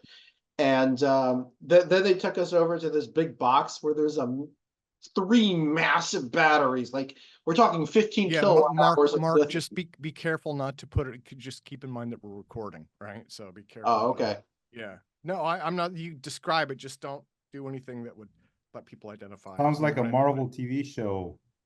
It basically it was an elaborate scam. The people who were actually like on the front lines were all like new workers, and the people who were actually, you know, paying the bills and recruiting and everything were that were in on the scam. And yeah, the guy who actually was putting this stuff together, like, he knew nothing about electrical engineering. Like, this guy's building coils. Asked him how many henries is the coil. It's like, what's a henry? So they basically put, you know, idiots up front that don't know anything. So they have plausible deniability. Then they had this guy who looked like he was homeless, pulled off the street, who I guess he was the fall guy, who they claimed that he was the inventor. So he's the only person without plausible deniability. But they were asking for money? Really eye-opening. But bottom line is, it was a battery attached to an inverter, and that's where all the energy was coming from, just coming from the battery. Everything else was just there to take up space. Get out of here, man. For real, you found it? Like, that's what you found? I just put a clamp meter on it. It was obvious. That's all that was happening. Oh, man. Let's try it. It's like somebody was trying to make a live YouTube video and brought you in to bust it. Yeah, and you know what? They got over $50 million in funding. No. Did they pay you? How did we stop this kind of thing from happening? Well, the investor, the potential investor that came with me to vet it, he did pay me. Yes, he's a friend of my brother's. So I was doing this, you know, as a favor. I wanted to make sure that he was, you know, doing a real thing. That he was. This gives us respectable kooks a bad name. Like, yeah. Like we need to knock this out of the community. That kind of stuff should not be happening. I mean, if any of you were there in the room, you would have been able to call it a bluff. But the thing is, there's a lot of investors that are really excited for free energy, and they, you know, they had such large batteries in there. They hook them up to an inverter. Boom, you're going to get 15 kilowatts of power. You can run heaters for hours. And, you know, how long are the people going to sit there for? They're not going to sit there for hours. So 15 kilowatt hours of power, that's a lot of freaking power. That's like a Nissan Leaf battery pack. I asked the guy who was working on the device if he ever seen the battery being charged. He's like, no, they never charged it. I leave at 6. Yeah. and also their main business was converting gas to electric cars. So they had all the charging programs. What were the batteries made of? Lithium? They were just massive lithium batteries. That's all they were. Yeah, well, we have one of the world's biggest lithium battery banks near where I live, and about a year and a half ago, it caught on fire, and they had to shut down the freeway for like a week. Oh wow! No, because of the fumes, apparently, because it puts out a lot of nasties. These weren't that big. It took me 2 hours to get from Santa Cruz to Monterey because I had to drive by Moss Landing where the battery was. So yeah, battery fires are no joke. They're no joke. But yeah, well, and again, thank you. Just no identifying information. You know, no, I'm not going to give out any identifying information. I just, you know, I don't want to get in trouble with them too. But it was interesting to see how a scam like this was operated. You know, the people on the front line were all new employees, probably the people that were before them quit when they realized it was a scam. And you know, this little segment right here, things like this are actually really important because what they do is allow other people that are considering whether they want to become part of a community like this one here. This is a rather unique community. There's not exactly, you know, mirror replica of us in some other genre at this scale, but the fact that we're discussing things together as a huge mass group that we do not like about certain clearly obvious violators of logic. Yeah, I think I would echo that and say that fundamentally we have kind of an honest approach to things as a community. That doesn't mean that people aren't mistaken. It doesn't mean that people don't get overly excited, but there's kind of a fundamental level of honesty, right? And one of the things, you know, so I'm a little bit jaded about free energy. I used to, I don't know what you would call it. I used to share stories with Sterling Allen back when he did Pure Energy Systems, and Tim, can you move your microphone closer? Oh, yeah, sorry. Yeah, back when I used to work with Sterling Allen, I would share stories back with him, and he was covering free energy stuff, and it was scam after scam after scam after scam, you know, and I didn't, I don't see that in our community. Again, people are mistaken, people go off on tangents and stuff like that, but there's a difference between an honest error and you know, like trying to scam people. So It's a lot harder to scam and be a fraud in our community because A, we're all pretty smart, and B, we're trying to make stuff move. So unless you're going to put unless there's a hidden string, you know, you ain't going to make stuff move. Well, you know, or a confounding factor. It's worth pointing out that this happens in other micro communities and it happens in our larger society as well. You know, I mean, if you look at artificial intelligence right now, right? It's in the middle of the hype cycle. Quantum computing is been in a similar position recently. You know, crypto is in a similar position where the money is there, and so you get lots of scams.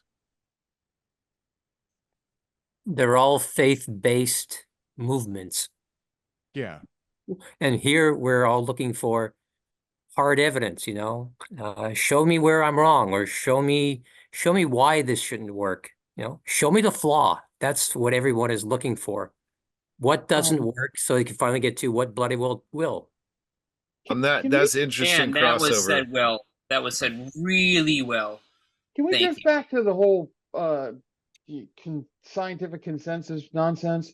Are we all in it for the same reason? Are we all thinking that we have to convince everyone else out there that we're right, or is No, I think it's about building a community and supporting each other's work and moving things forward. And I think that, you know, I mean, education and outreach and trying to help the larger world understand what this community is trying to do is important, right? But I mean, I think the other part is what it comes down to is, you know, over time we reach people who are interested and they become part of the community, and that's who we're really focused on, you know. And again, one of the things that I'm finding, because I do that interview series and I span a lot of different micro communities, is pretty much everybody has the same challenges that we do, you know.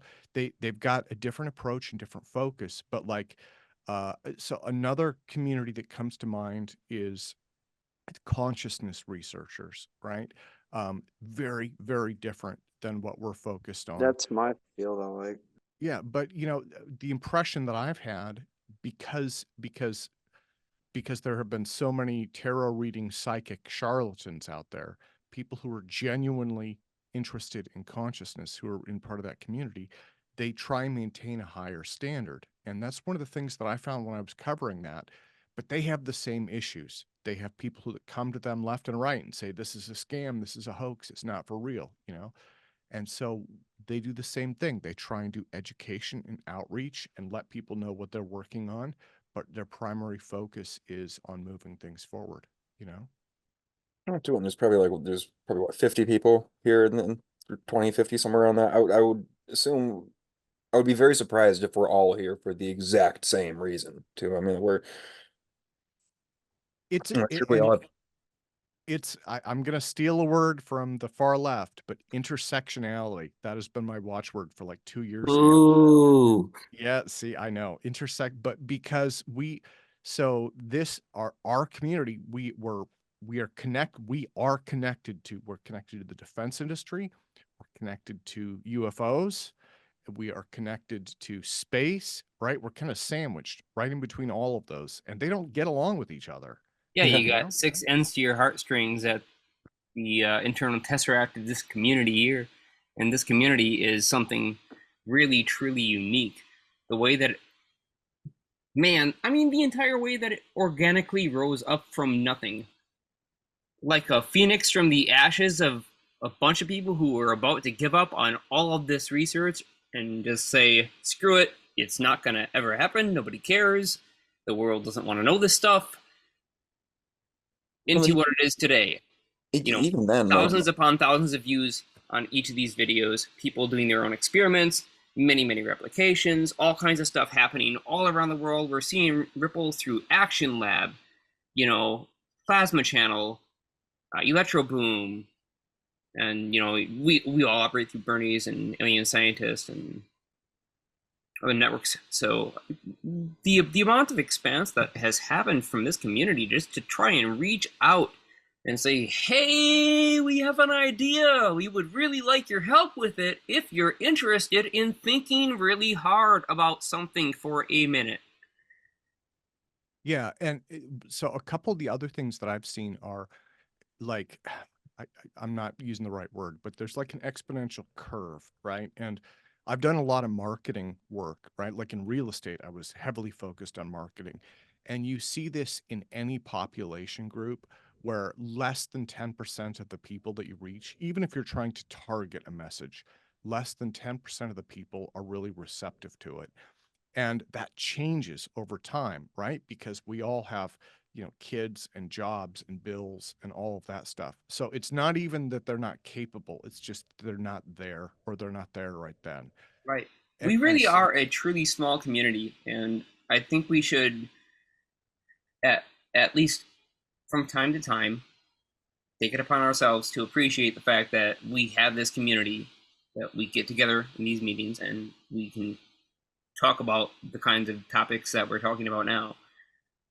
Because without this, there isn't really another forum where all of these various places come all into the same place. I mean, like, where else are we going to get two people who are going to argue for an hour over one person saying we should change epsilon and mu in a metamaterial and another person saying we should change epsilon and mu in a vacuum? I mean, like, I think probably one of the greatest things that we've been able to accomplish with this conference is bringing together physics and hands-on, because those are really different approaches, and it's really necessary for them to work together, right? But to have theoretical versus very, I don't know what you would call it, again, experimental. And those, again, two groups of people that don't always get along pretty well, but I think that's been one of the greatest achievements. Hey, I heard you guys mention earlier something about you're coming to California for some conference or something. Is that true? Mark's dragging me there. Yeah. I've been dodging. Yes, we're going to be in San Francisco on April 9th through the 12th for the ENC conference. Would one of you email me the link to the conference so I can check it out? Maybe I'll go. Experimental Nuclear Magnetic Resonance Conference, and registration is closed already as of yesterday. Well, it doesn't mean I can't come out. I can't come visit you though, like I did the last time you guys came out here. You come visit me. I mean, but yeah, you can definitely come visit us. We're going to be me, Tim, David, and Michael Perrone will be in San Francisco meeting people. We'll probably meet up with Jack Sarfati in person on April 12th. That's Friday. Cool. Cool. Send me the info, please. Yeah, I well, think I told Jack, the I said, abstract submission just was closed on March 1st, so you should just double check in case anyone wants to go to the conference. Because there was I don't- different deadlines for Michael, attending. Do you care about versus- nuclear magnetic resonance conference people that are talking about waveguides and stuff? it's Or gonna be dry material. Would that be an understatement? I mean, That's for an us, it's really exciting because we're actually working on it. But yeah, Now that is something I would NMR. actually be rather interested in checking out. I don't need to be there physically in person, but I would love to watch the discourse. Yeah. Tim, did you I just put it in chat. I just dropped that in there for the. Did you get that email with the presentation I pre-recorded? And if so, do you want me to re-record it? Just because I've listened to it a couple times now, and I'm like, oh fuck, I could have did that better, and could have did X, Y, and Z better. I don't know. I don't think I got the email. I don't. Oh, gotcha. Yeah, all right now. Actually, it's kind of quiet right now. All I have is a spammer. Yeah, I pre-recorded it was like a 36-minute lecture on interpretations of quantum mechanics, and I was.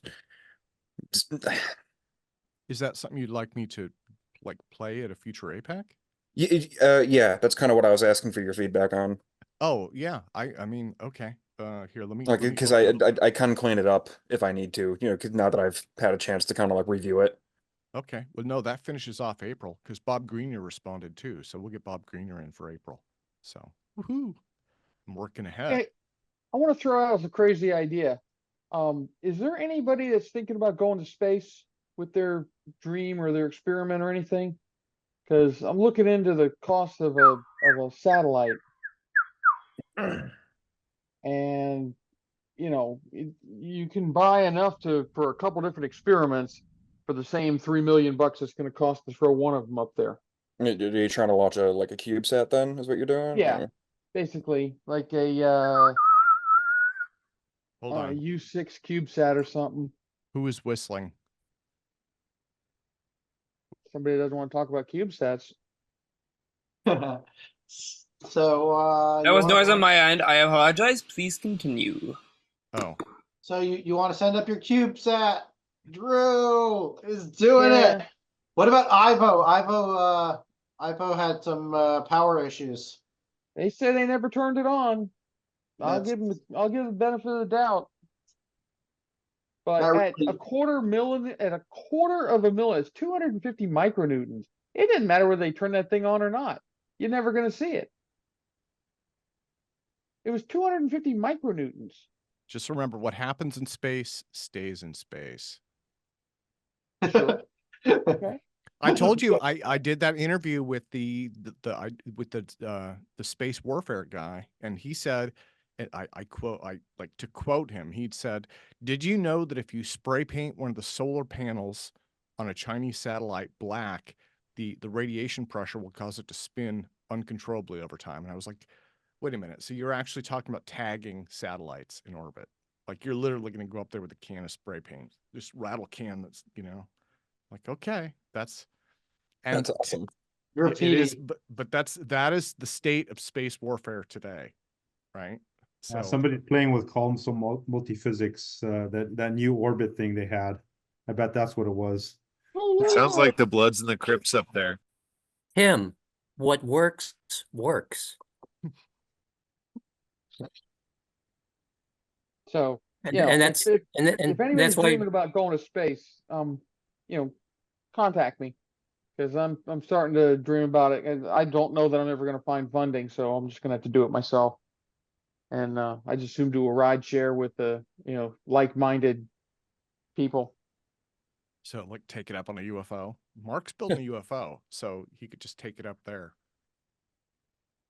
Drew, could a balloon launch getting up into the stratosphere be sufficient to be able then to get your payload farther up? No, we're not. guys- We're not at over Unity. We have about 10 minutes left. I'm gonna. I'm not saying I won't be at over Unity for an experiment like that, but if I could launch it from a balloon, I could launch it from my parking lot. So Well, 10 minutes left. if we want to conclude this on a nice roundly hourly phase, then go ahead, Tim. Drew, what if you were to find a company that's old? You got to take control, Tim. Well, so what I would say is we got about 10 minutes left. If you guys want to keep going after that, what I could do is I could make Mark or somebody else the host and just stop recording, right? So I'm game for that. I'm enjoying this. okay. Drew, what if you were to find somebody who was launching a satellite anyways and add it on as their propulsion device for free? I would, yes, I would love to do that. Because I mean, I can probably pack 100 millinewtons into probably a U2, certainly a U3. I pack 100 millinewtons into it, and 100 millinewtons is an awful lot of propulsion. Be moving around a little CubeSat. I mean, the energy source is the largest thing for yours, right? I mean, you've got a Yeah, tiny still. energy converter, and the device itself is minuscule. So, Well, no, the device, ours would be 100 millinewtons would be a stack about this high, 4x4. You stack about 8 inches high, 7 inches high. The whole thing. So that's why we can fit it. We can fit that into a U3 easily. 100 millinewtons. What's a U3? Well, it's Standard size. CubeSats come in what they call standard units, which is 4x4x4 inches. That's a U1. So a U3 would be 4x4x12. 3 of them. I used to have one sitting around here. I don't know where it is. So yeah. That was our dream, but then I looked into the prices and it's $3 million. Even those getaway specials at SpaceX are $3 million. well, if you wait a couple of years, though, what I've heard is that Starship may drop the price down to $1,000 a pound. Okay. A couple of years from now, I'll be self-launching. Kind of wanted to get up there before that. So that's what if there's anybody out there dreaming about going to space, drop me a note.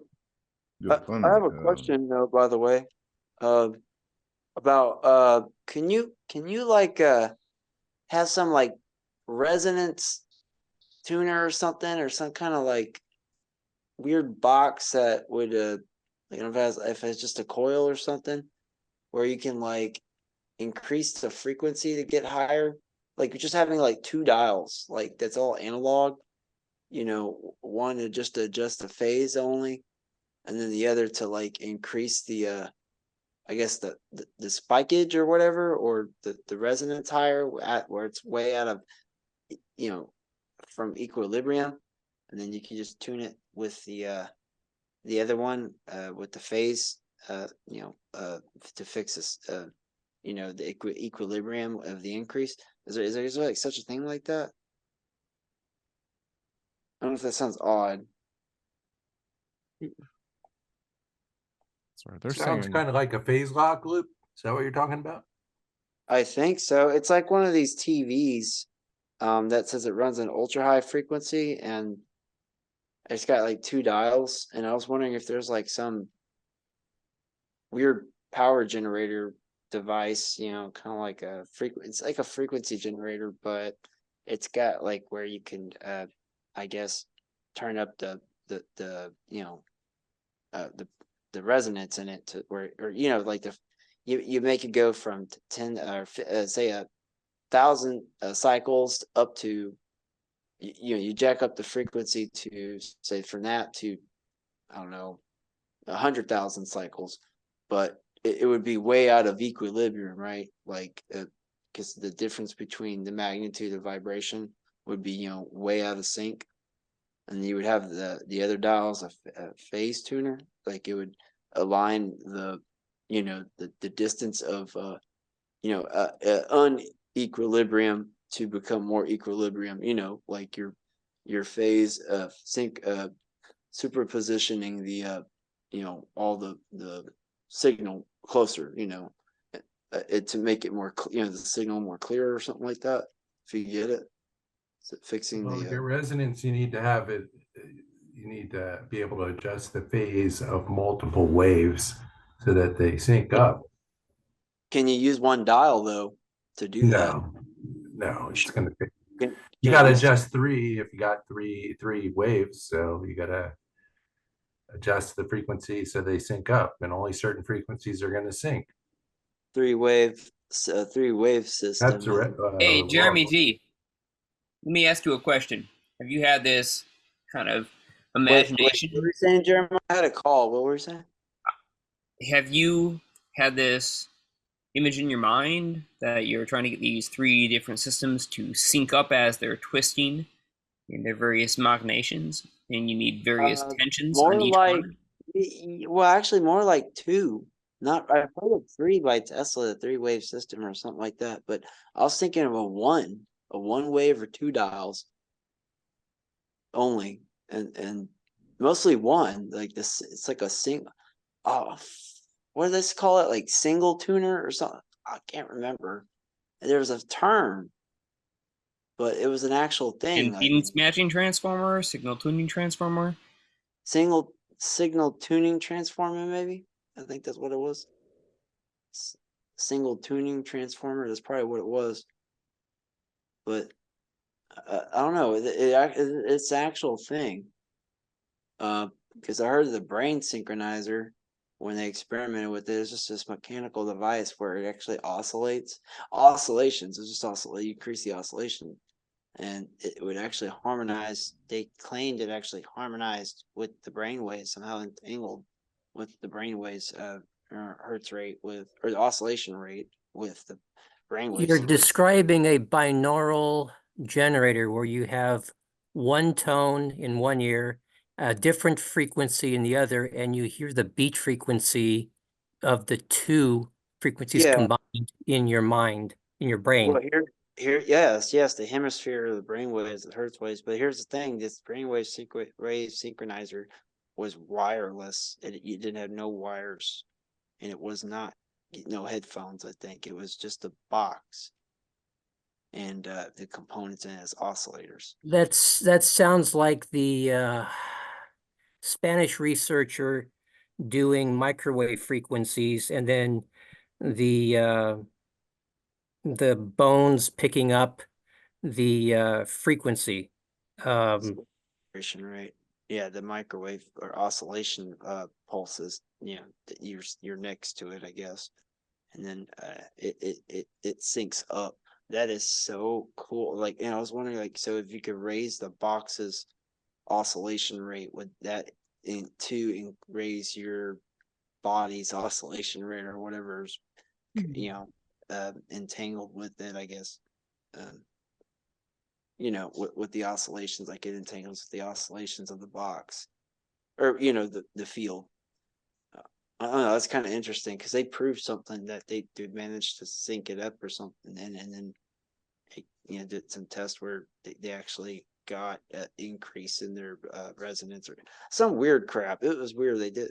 I have to look it up more, but it was an actual thing, and they were able to prove it some way on some graph or something. The paper graph. They you know, they managed to like you know how they map the EM spectrum. They use that same graph to map the oscillations on paper. You know, with the two, like a polygraph, but you know, it's different. It's just some weird stuff. It's really cool. You know, talk about some ancient tech. Any thoughts?